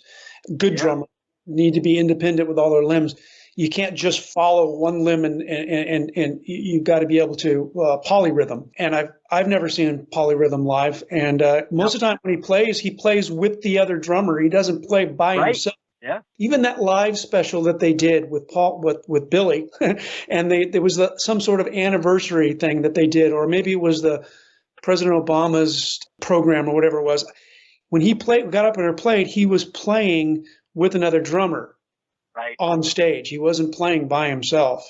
Yeah, I mentioned to Doug before the show started, Paul, that I saw Ringo and his all-star band going back about, I don't know, maybe 5 or 6 years ago in Durham, North Carolina, and he's playing with another drummer. So he was up there, they were drumming together, and then he fell out of time. He stopped, and he looked over at the other drummer to count himself back in.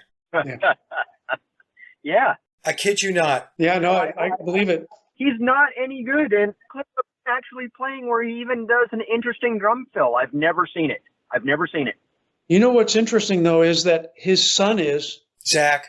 When he plays with The Who, if you close your eyes, you think that it's Keith Moon. Being a drummer, there's a lot of people say that, Keith Moon wasn't that great of a drummer. Correct yourself. Keith Moon was a phenomenal drummer. One of the reasons was because he played with the vocals. If you listen to a lot of it, he would go along with the vocals rather than just chugging along with the guitar or the bass. That's why it stood out so much, because he was up playing with Roger Daltrey on the vocals and conducting it from there. I wonder who he learned from, though. Maybe it was all those session players. Well, Ringo's always been surrounded by his phenomenal talent. Look at his all-star band lineup. So, he's grown up around the best musicians, and he probably did have the best teachers, but it wasn't Ringo.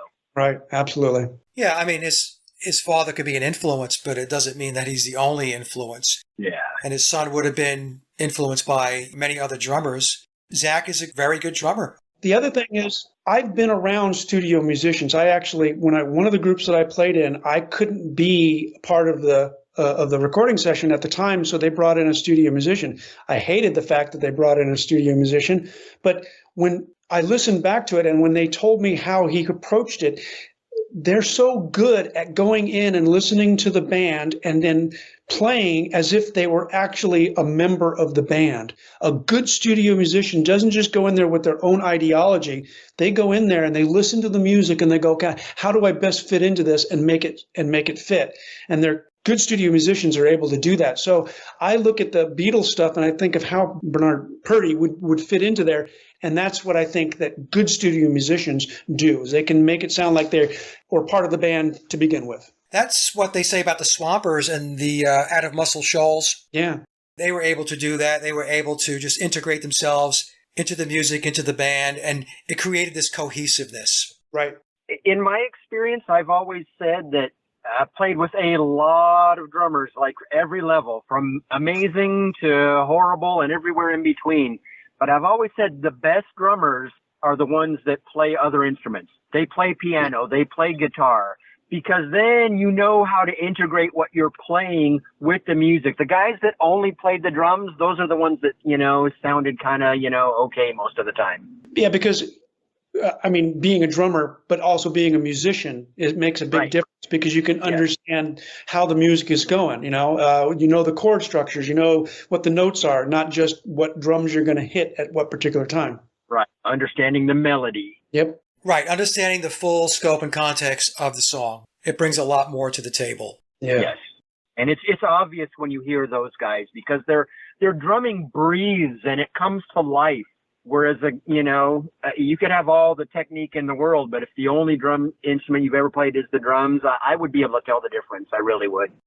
Going back to the Beatles' early stuff and the drummers, so, we all agree that Bernard definitely drummed on the 21 tracks that without a doubt he said he drummed on. And some people say, well, because he didn't name the tracks, that his story doesn't hold water. But what they don't understand is, in an interview or two, Bernard was asked about that, and he said, I'm not going to name the tracks because it means money. Right? So what Bernard was looking for was leverage. He wanted to get paid properly for the work that he did. Right. I'll keep this quiet for even longer if you just give me a little bit more money on what I already did. in a 1980s article in Modern Drummer, he explained that the Beatles camp finally contacted him and said that they were going to make it right, do the right thing. Wow. Wow. I never heard that. Yep. And I have a copy of that magazine. What happened, if I had to guess, and I think it's a very good guess, is they came to a deal. And part of that deal was, here, Bernard, here's a big check. And now don't say anything else about the songs. Right, right. We can't tell you to say that you didn't drum on them because you've been saying that Right, you can't take that back. forever. But you can't talk about the songs. So that's what I think happened. He got compensated for the work that he did. He got compensated properly. And then he just zipped up and moved on. And so I mentioned before I wrote him, I think Bernard probably thought, well, I'm not going to engage with Mike because I really want this thing to go to bed. Right. Because Paul said before, what is he getting out of it? He has nothing to gain from it. So he probably saw an email coming from me thinking, oh, my God, like the last thing I need right now is this guy. Right. Well, I tell you, the last thing you want to do is make a deal with the Beatles camp. I mean, how'd that work out for Paul and John? Yeah, I think this one was just write me a check with a lot of zeros on it, and Exactly. I'll go home. Right. So now let's just jump quickly to Rubber Soul. Yep. And as you guys know, that to me was the silver bullet that told me that the Beatles did not write all their own music and they did not play on all their recorded tracks. Yeah. And I said there are two fundamental issues with Rubber Soul. One is the 16 songs in 30 days. So the official narrative tells us, you guys are familiar with it, the Beatles came into the Rubber Soul sessions with essentially no backlog of music. And this is not something that I made up. It's the official narrative. Scott Fryman tells us that's the narrative in his Deconstructing the Beatles series when he took us through Rubber Soul. In Mark Lewison's books, he tells us that's the case, that they really didn't have anything coming into the sessions. And so we're expected to believe that John Lennon and Paul McCartney wrote 16 songs in 30 days, which means right from scratch. It means they have to learn the song. So if John and Paul write a song, they then have to go to Ringo and George and say, here's the song, let me teach it to you. Yep. They have to rehearse it, maybe change the arrangement, rehearse it again because you have a different arrangement, and then finally get to the point where you rehearse it enough that you feel good about recording it. And then the songs have got to, you're going to put overdubs and you got to mix and all that stuff. And we're to believe that all of that took place for 16 songs within a 30-day period of time. And by the way, while they were in the studio, between that time span of October 11th and November 11th, there were days that they weren't there. There were some days when recording didn't take place because George Martin and Norman Smith were mixing. There was a day where they stepped out to get their MBEs. Yeah. There was one day they had to go do a flexi disc, and there was 2 days they weren't there because they were doing a TV special. Yeah. So it's not even 30 days. That's problem number one. The second problem is when George Martin wrapped up recording, when he did the sequencing, which was on November 16th, and the first lacquer being cut on November 17th, and then getting everything signed, sealed, and delivered out to the retail outlets by December 3rd. So from the time they cut the lacquer, the final mono lacquer, November 17th to December 3rd is about 2.5 weeks. Yep. The cycle time doesn't make sense. So those are the two issues. But let's just focus first on the music. It doesn't matter whether it's 10, 12, 14, or 16 songs. That's a lot of songs to write in 30 days, especially when you've got to go through the whole process I just laid out. So, Doug, your perspective. What are your thoughts? Well, first of all, that was one of my favorite programs that you put together that was so very well researched. And it really, I think anybody who watches that particular program, if they don't have doubts in their minds that the Beatles weren't exactly what they were presented as, I think that we can't help you. It's just that obvious. Having recorded 3 albums in my day and knowing what it takes to actually do that, and not just being the drummer, but being very interested in the process, you don't go into a recording studio and write songs. I don't care if you're the Beatles, the Rolling Stones, the Who. You've done your work beforehand because time is money in a studio. And we were saying before, you were telling me that some of your listeners say, well, the Beatles got free studio time. There's no such thing as free studio time. Right. When you go into a studio, you have to have your stuff down, because otherwise you're wasting time. And that's why a lot of times they bring in session musicians. A recording studio and a live performance are totally separate things. You can't even, they're night and day. When that red light comes on and you're recording, it's a completely different process. And so I know from personal experience that there's no way that you could write 5 songs to the level that they produced those songs and get them out in time. So most people need to understand that when you go into a studio, you have to have your stuff down. They're not going to allow you to continue with the process if you don't have your stuff down. That's why they bring in studio musicians. Yeah, live performance is forgiving. Yeah, oh, yeah. Studio recording is not forgiving. It's precise. It's precise. And if you make a mistake, you clunk a note or whatever, you got to do it all over And again. back then, you couldn't fix it as quickly as you can today. Today, Right. You can fix somebody who sings completely out of tune and you can make them sound like they're in tune. A drummer, they could not be able to play their instrument at all, and all you have to do is sample 1 or 2 of their hits and then of the drum, and then you can create. I've seen this happen. You can create a drum track after you might go into the studio and hit your drum. Okay, now I want you to test your snare drum. Okay, pam. Okay, they just sampled that. Kick your kick drum, boom, they just sampled that. And so they have sample backups of all of your drums. And they can go back in and fix, well, that wasn't quite on time. Let's move it up ahead. They use your sampled drums to actually do that. They can do that with all instruments. Back then, they couldn't do that. So you had to have it down. Yeah, and folks, when you write music, it's not just writing the music. You also have to put the lyrics up on the boards as well, and the arrangements and all of that stuff. So 24 hours after showing up, they had Run for Your Life in the bag. 2 days later, they had Day Tripper. I don't have it in front of me right now, but it's an absurd progression. It's just completely and totally unrealistic. Paul, what's your take writing all those songs within a 30-day period of time? It's not possible. And look, I'm not this legendary writer. I might not even be good, but, I'll work on one song for a month, and that's if everything's going well. And, record it. I'll bring in, the best keyboard player I know and the best drummer I know. It still would take me that long. So no, it's a fabrication. And the reason they get away with it, Mike, is I wasn't even aware of this narrative until I heard you bring it up. Nobody knows. And if they do know, they don't understand the recording process. They think, they've seen a band play live. They think they just go into the studio and they put up a few microphones and they play the song and it's done. But some groups, they can do that because they are that good. The Wrecking Crew or their Funk Brothers. Yeah, but for the most part, they have to go back and overdub quite a bit in order to get it to be polished enough to be on the radio. Even if you are a crack musician, there's the whole songwriting process. I mean, you don't get to be a crack musician until the songs are written. Right, exactly. It can't happen. It can't happen. And the creative process just doesn't work that way. I mean, I've got a backlog of like 12, 15 songs where I wrote the verse and the chorus and I don't have a bridge yet. Right. Or I came up intro and the main riff and I don't have anything else.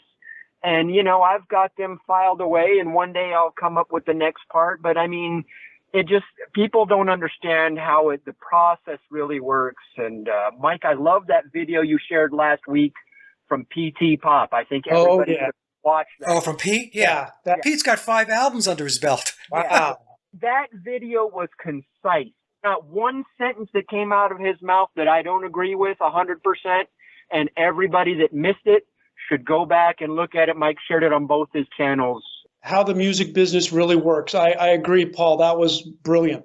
There are times, guys, I kid you not, where I will pull out 5 different electric guitars. Sure.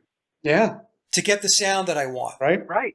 And that's how it works because you're trying to get a sound.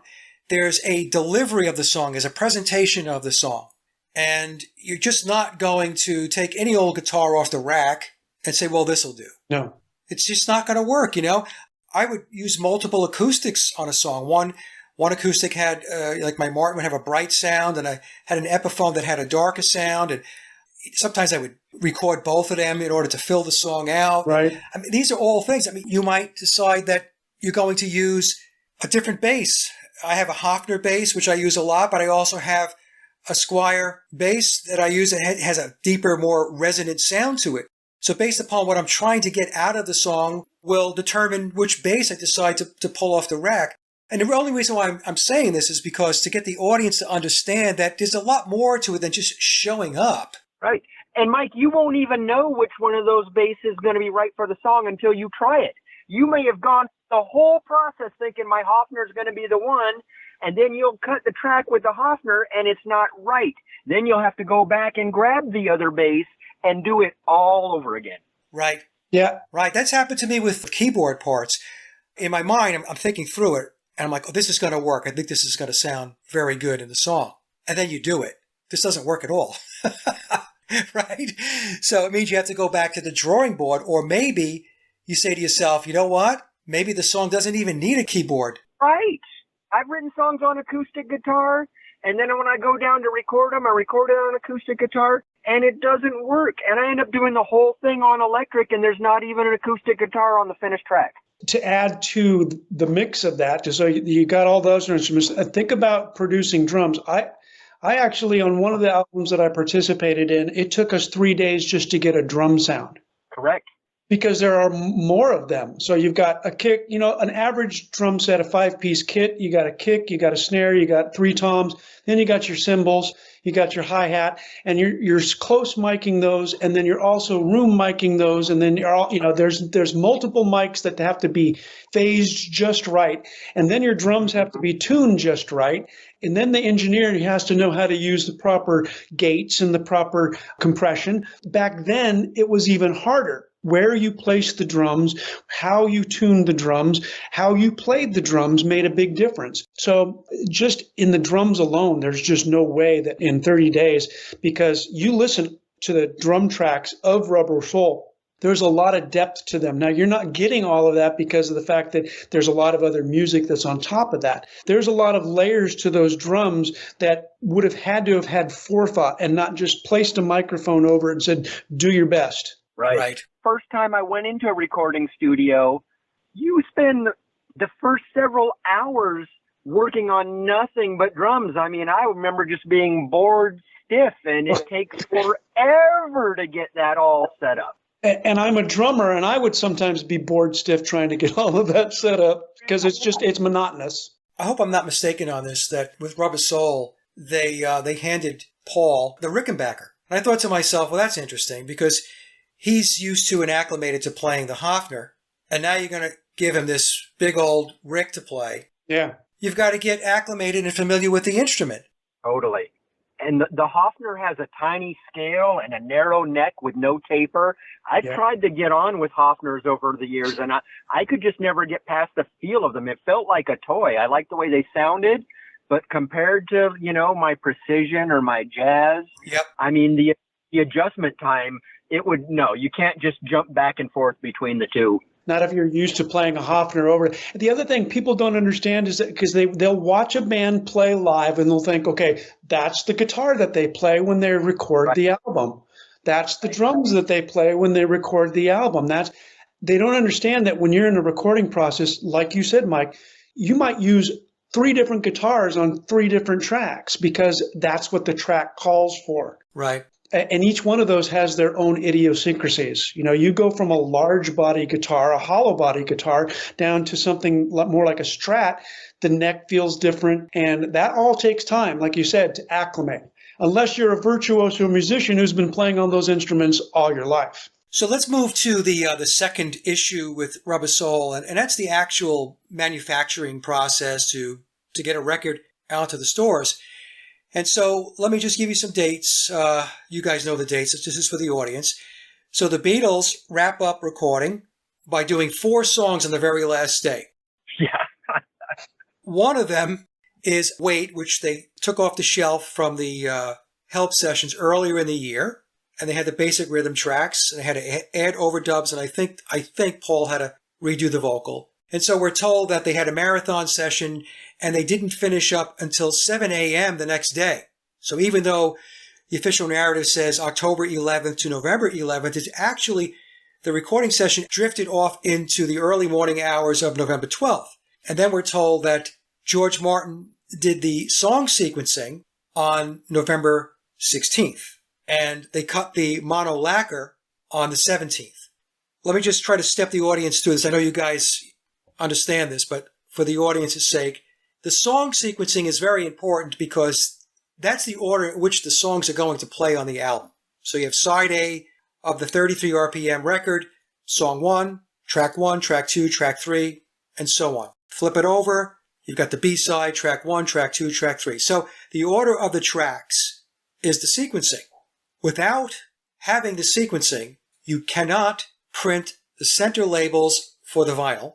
The center labels for a 33 RPM record or 45 are pressed onto the vinyl at the time that the record is pressed. It's not after it. It's not like they have adhesive on it and they slap it on the record afterwards.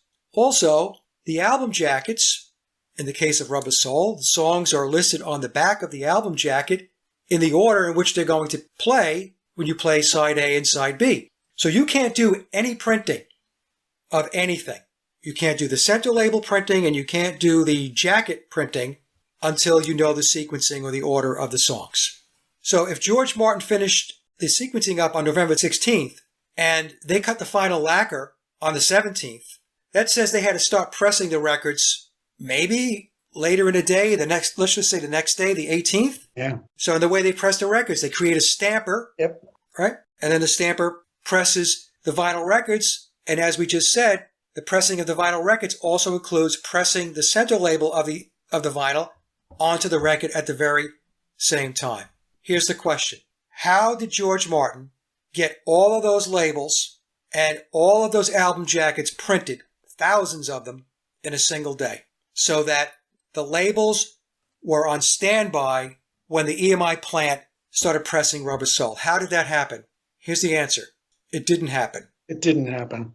Those labels had to be in-house along with the album jackets beforehand. I think even before they finished mixing the album, because I encourage your audience to go out and look at exactly the process that it takes to make an album, from the initial lacquer to then creating a mother to then creating the stampers. Right. That in and of itself. And back up from there, when you actually go to make an album, because you're making an analog piece of equipment, you have to understand the dynamics between the cutting needle and the music that you're putting through that cutting needle, and how much bass response you're going to put into that and how much treble you're going to put into that, because you only have so much space on a record on each side. And so you have to know how much pressure to put down, because the longer grooves are more bassy, the thinner grooves and the shorter grooves are more trebly, and you need to know that stuff beforehand.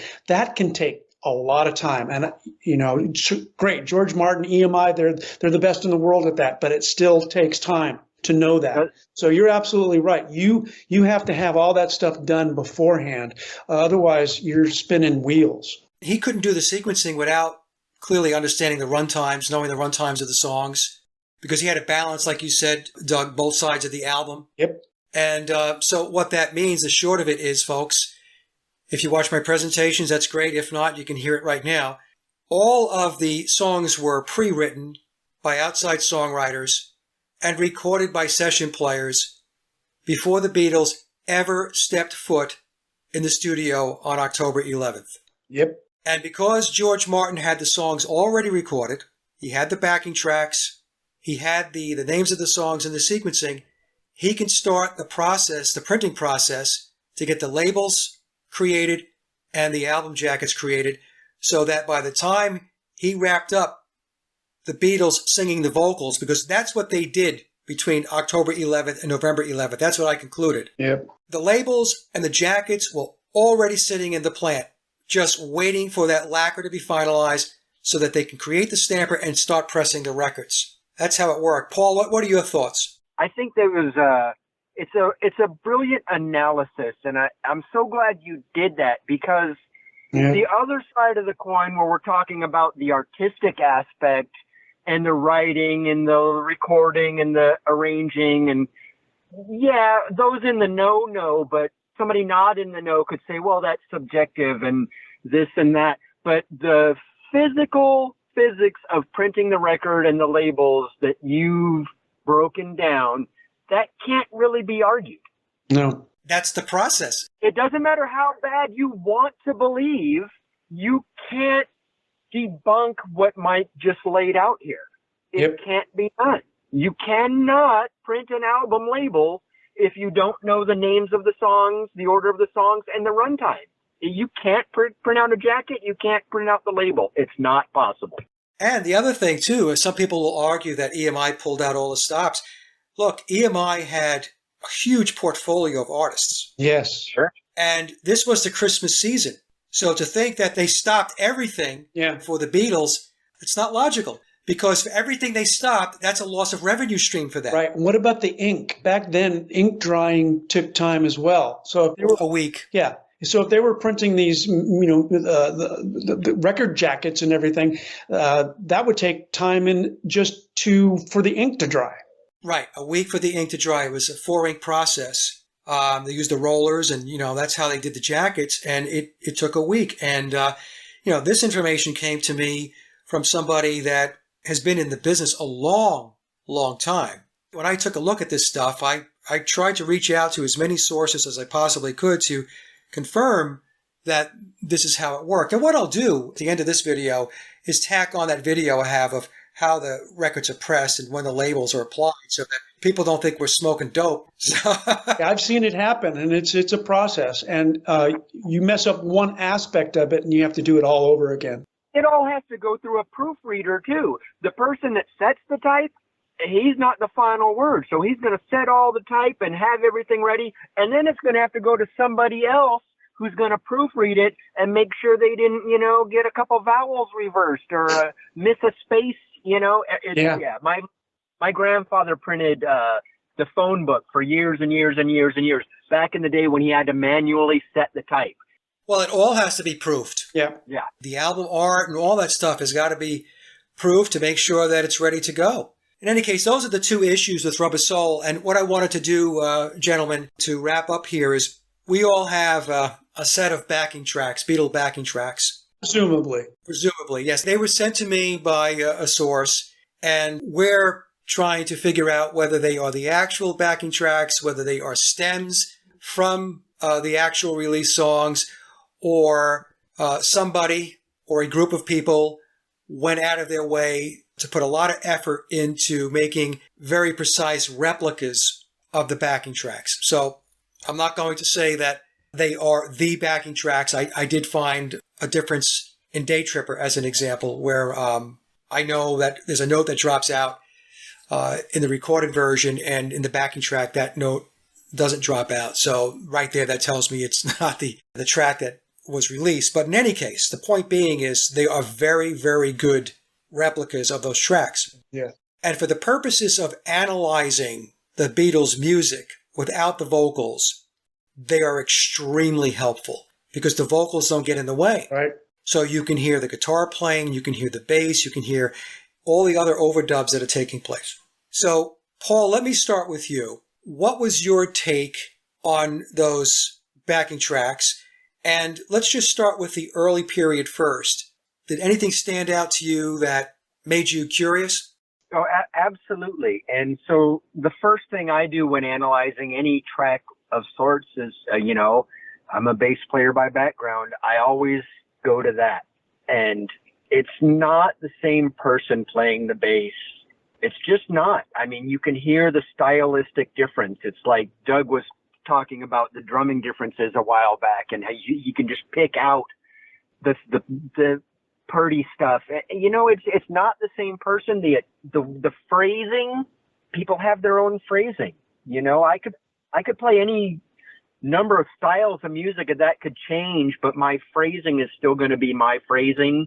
I could change it up and I could play with my fingers, or I could play with a pick, and the attack and the tone would change, and all that can be done. But at the core, there's a stylistic thing. And I've always had an issue with the bass playing on the Beatles. I've always had an issue. Doug? Well, I delved into these tracks like crazy. And I could probably, Mike, do a whole show with you just on these tracks. Maybe we will. But one of the things, the first instance I thought was that these were stems. And if people aren't familiar with stems, there are software nowadays that you can take any piece of recorded music and you can separate them out into their individual tracks as if they were the multi-track recordings. You can take out vocals separately from bass, guitar, drums.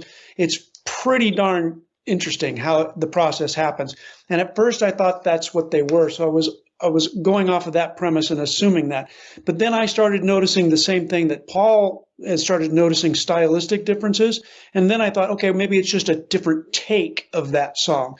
But then as I started to getting more into it, I really realized that the stylistic approach to the music was more spot on because of the fact that whoever did these tracks, whether it was the Beatles or whether it was studio musicians or whether it was people that did it afterwards, they spent a lot of time studying the way that they played, the way the originals were played.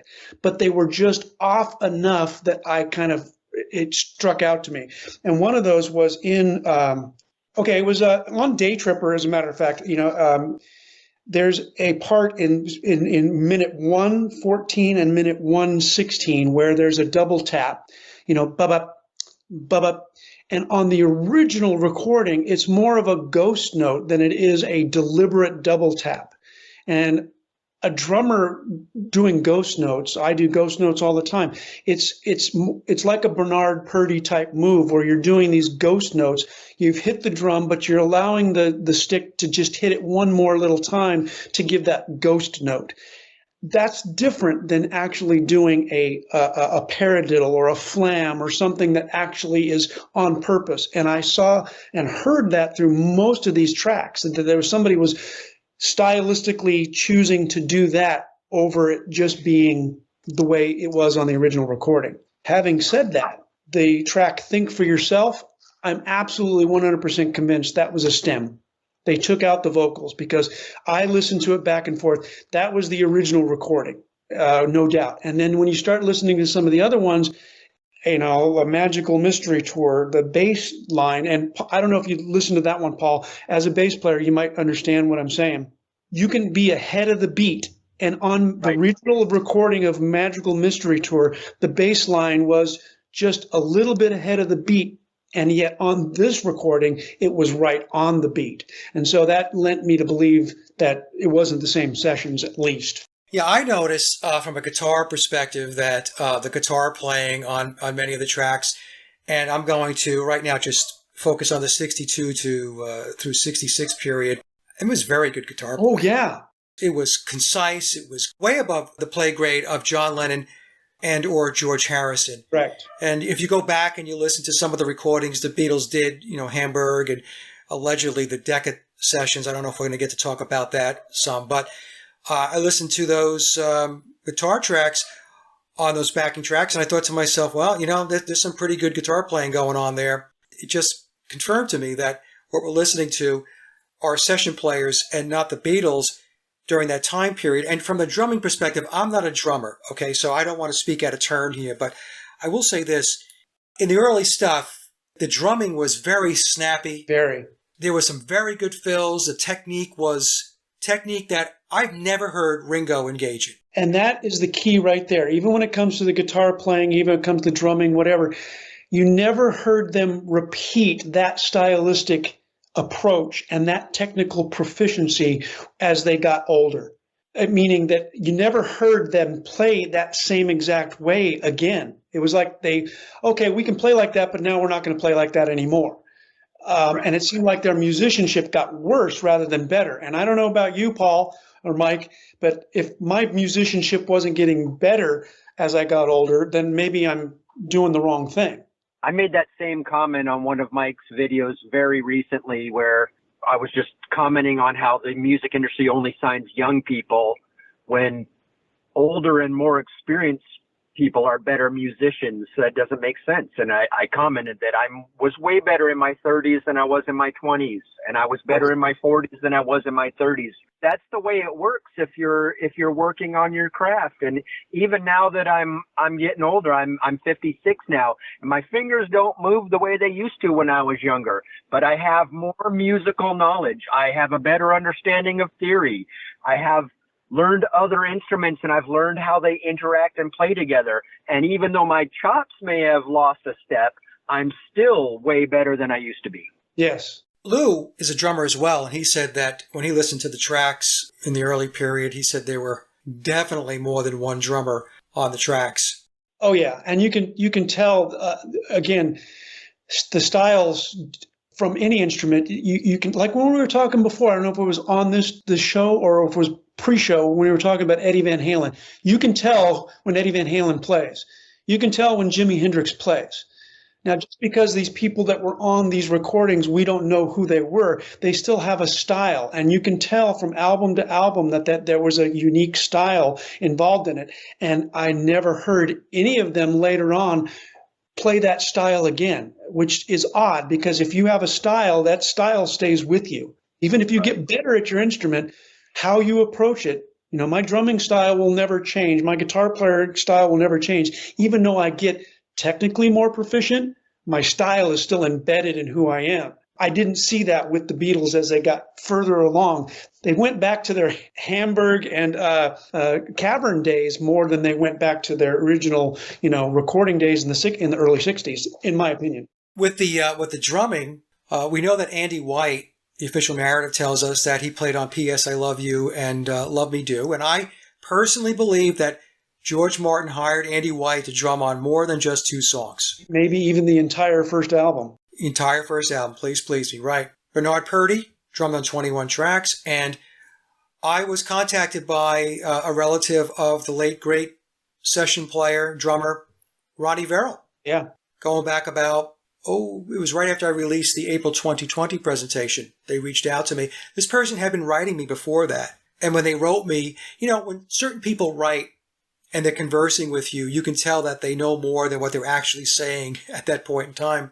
And she told me that Ronnie was a family member. Ronnie passed away years ago, but he drummed on Beatle tracks as well. So we have Andy White, Bernard Purdy, Ronnie Verrill. Who the 4th drummer is, we don't know, because what did Bernard say? There were 4 drummers on the Beatles' music, and Bernard was referring to the early period, and Ringo was not one of them. Right. So who is the 4th? I don't know. The thing is, I have a clip of Glenn Campbell, phenomenal guitar player, and he was guest hosting the Smothers Brothers show back in, I think it was July of 1968, 2 months prior to George Harrison asking Eric Clapton to play lead on While My Guitar Gently Weeps. So 2 months before, Harrison has a discussion with Eric Clapton to come on in and lay down the lead guitar track for While My Guitar Gently Weeps. Glenn Campbell is introducing Cream, and he says these guys were top flight, top notch session players, and they played on records for the Beatles, the Rolling Stones, Donovan, the Smothers Brothers, and he rattles off all these bands. Rolled right off his tongue because, these guys all know each other. Yep. Glenn just put it out there, and like if you listen to the McCartney 321 Hulu special, and you have Rick Rubin isolating the track for While My Guitar Gently Weeps, and he's asking Paul, who is Billy, about it, and Billy is as in awe of it as Rick, and you can tell that, at least my takeaway was, he didn't record that bass track, it wasn't him. So the question was, well, who is it? Maybe it was Jack Bruce. Agreed. It seemed awfully weird. He was like, I don't even know if he realized it, that he was coming across that way, but it seemed very obvious to me that he was kind of backtracking. Well, it was just, I guess it's just the way it sounded, and it's like he wasn't going into detail that if you actually played on it, well, I turned up the treble on this one and I played it a little bit softer and blah, blah. He didn't go through any of that. No, he went through no details. Didn't even talk about what bass he played. He was sitting there going, that sounds great. So that, to me, was a very strange exchange. Yep. And I walked away thinking, that's not him playing the bass on the song. Oh, there's no way. There's no way. The first thing he would have said is like, when someone gives you a compliment on a tone like that, you would have said, well, I was using the Rickenbacker and I was using the neck pickup and I was picking closer to the bridge. And I was going through this amp, right? Yeah, to get that gain sound, we were using this preamp and none of that. There was none of that. He had nothing to offer on how that track was made. He had nothing. Yeah, I agree. The thing is, once you know, you can't unknow. Yeah. I'll tell you though, I think more and more people are becoming aware of it, at least to the degree where they're willing to listen. There's still a ton of people out there that, think I'm just a nut job, but that's okay. I'm used to it after doing it all these years, but it's just like anything else in this world. So many people believe all of the narratives that are out there that are just pumped out of their TV set and into their heads, and they just lock and load. And they just go with it. The example I use for folks is, if you go back to the March 2020 event, that was a well-coordinated psychological operation. Sure. How did every country, every version of the CDC and the FDA, how were they able to sing out of the same hymnal? They were reading from the same script. So the level of coordination at a worldwide level, see, people think that it's not possible because they always say, well, somebody would have said something. Well, what they don't understand is it's a closed shop. Right. And it's run by people who take oaths to secret societies like the Freemasons. It's a big club, and you're not in it. Well, I can attest, going to the March 2020, all of the transpired from there. I work in a hospital. I've worked in a hospital for almost 30 years. And I can tell you that none of what, in my hospital, none of what they were preaching on television was going on. It was pretty much business as usual, except for the fact that we were treating it different and we were isolating people differently, and we were not letting family come in, and we were isolating these people and making them scared to even go in with people. I volunteered to go and actually treat every single one of these patients as a therapist. When other therapists said they wouldn't treat them, I said I would go in and treat them, because these people were isolated and scared. Their condition was no different than any other condition of that same type, a flu, as they was the previous 27 years, 28 years that I worked in the hospital. It was just hyped up that way. And I read every single PSR study that came through, and they all said the same thing. There was no values to them. There was no, when you go get blood values, they'll tell you how off you are by something, or how many, if you have a bacterial infection, how many gram stains of this particular bacteria you have. All it said was that this test or this assay cannot determine between infected, non-infected, or latent infection. It can only be determined by clinical presentation, which basically means we don't know. Right.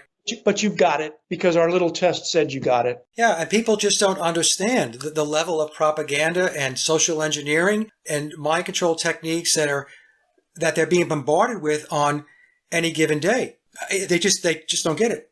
There's only two things that the entire world has ever agreed upon: the Antarctic Treaty and the jab. Think about it. I work in a grocery store, and there's still people this day walking in with masks on. I know. No mandate. Nothing. They're just doing it out of their own choice.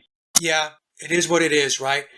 It used to really bother me. Now I just look at them and I just shake my head and, whatever, and I go about my business. When you see people alone in their own cars and they've got a mask on, you know that there's something. I feel bad for them because they really feel like they're going to infect themselves. Yeah, it's a mental health issue. I'm not trying to be funny either. That you have this train of thought and you're thinking this way. It's not a healthy way of thinking. It's not logical. It's not rational. Yet they're doing it. So let me just do this, guys. We've been at this a long time here. So are there any final words or conclusions? Doug, I'll start with you that you wanted to part with. First of all, thank you, Mike. This was a pleasure. From the first time I ever saw your program to this moment right here, I will say it forever. I think you're one of the most honest and trustworthy and down to earth and humble researchers I've ever seen. And it's been a pleasure talking with you and with you, Paul. I hope it's not the last time we converse. As far as the whole Beatles narrative and what it's meant to me, as far as finding out that they weren't quite the shiny penny that I thought they were, it's just par for the course, unfortunately, in the world in which we live in. It's too bad that people can't understand that it's mark of an intelligent person to be able to entertain an idea without accepting it, meaning that we go off with our own worldview, and sometimes we don't allow new information to come in, and we get triggered when our worldview is challenged. And yet, if we just take the time to entertain the thought that something might not be the truth, and take the time to investigate it, that we might actually learn something about the world in which we live in, and the world that we're a part of, and that we're also responsible to be a part of. And so I look forward to the next challenge of what's the next thing I'm going to investigate that may not be the way I think it is, because it helps me to grow as a person. And I think that that's what people need to come away with all of this, is that if you want to grow as a person, you need to be able to look at something and maybe not accept it right away. Do your own research, do your own investigation, and then find out what you believe from there. But to just go off of a worldview that's been handed to you is, in my estimation, a reckless way to live. So. Well said, and thank you, Doug. Thank you so much. Thank you for all of your support over the years with the channel. Paul, what's your take on closing this out? Yeah, well, that was well said by Doug there. And likewise, it's been really fun for me, Mike. I've been watching you for years now, and there's not a video you've put out that I haven't seen at least once. It's really great to finally be able to participate and, voice something that other people might hear. So I thank you for having me on. You're quite welcome, and we'll do more shows. And I'm sure after this, other songwriters, musicians, and people in the music industry or in the music business will, they may reach out. Maybe we can just bring some more folks into the discussion and talk about this, and talk about it from a perspective of real life, and get that perspective instead of all of this other stuff that is just an illusion. Yeah. Right? So in any case, I want to thank you guys again so much for accepting the invite. I really enjoyed this conversation. It was great to get your insights and your feedback and your thoughts on all of the topics that we discussed. It's really fantastic. But I really do appreciate your time, and I know that we've been at this now. We started at 4 o'clock at 6:30, so 2.5 hours. Thank you again so much for coming on. Thank you. All right. Thanks, Mike. More important, she is an expert at hearing the slightest imperfection on a record surface. And should she find any, a new lacquer master from the original tape is immediately ordered from New York. After audio testing, the mold goes back to the plating tanks. It produces the most important new metal part, the stamper. This completes the cycle. Lacquer to master, master to mold, mold to stamper. The metal buildup to the stamper is exactly the same, except for one thing. The stamper is nearly all pure, hard nickel. Its ridges press the playing grooves into the finished record. Now it's prepared for stamping. Ground perfectly smooth on the back. Optically center punched for the record press. Trimmed to exact diameter.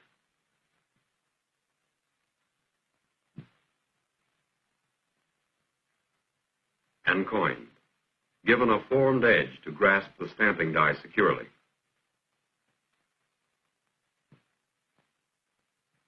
The record press is a complicated piece of equipment weighing 2 tons. It molds records by compression. Our stamper is mounted on the top die. Below it, another stamper simultaneously presses the other side of the record. The record compound, the finest pure vinyl obtainable, is fed into the press in granular form. It is forced by hydraulic pressure into a soft plastic in just the right amount for one record. The labels are pressed right into the record. Now we're ready to roll. It has taken many steps and many man-hours to get here. But a new record is stamped every few seconds. The record press automatically heats the vinyl plastic for stamping, then automatically cools it, so the record can be played immediately.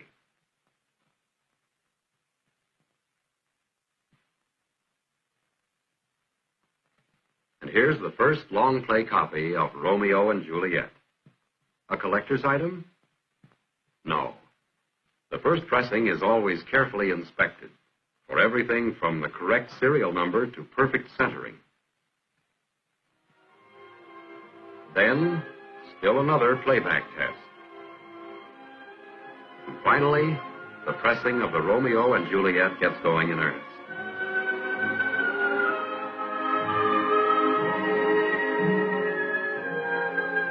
And for those who prefer the 45 extended play version, and for the millions of teenagers anxiously awaiting the latest pop hit, an ingenious machine turns them out automatically. It places its own labels, feeds itself the vinyl compound, removes its own records, and stacks them already trimmed. And for the fast-growing legions of tape enthusiasts, equally ingenious machines turn out duplicate copies at 4 times the playback speed to save time, and backwards to save rewinding. And no matter what your taste or preference in music, in the packaging area you discover unlimited variety, the finest in sound and performance.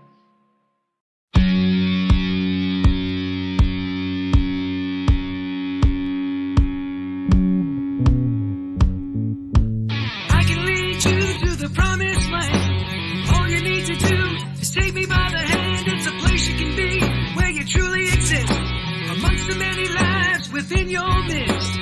Come with me and follow me on the black sheep. You don't have to live a life of pain. Leave it for the wicked and the insane. There are no storm clouds hanging in my sky, just a brilliant sun with wings to fly. Come with me and follow me on the black sheep. You can be a shepherd. You can be a rock. You can play a record and sing to your mom.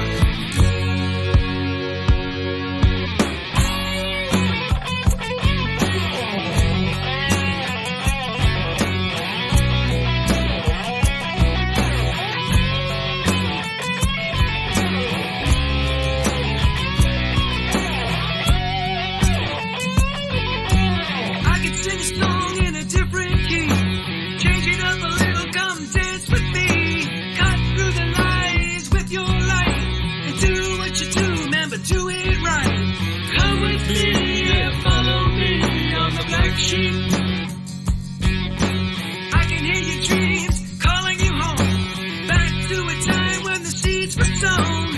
Open up your eyes and learn to see. You gotta let go if you wanna be free. Come with me and follow me on the black sheep.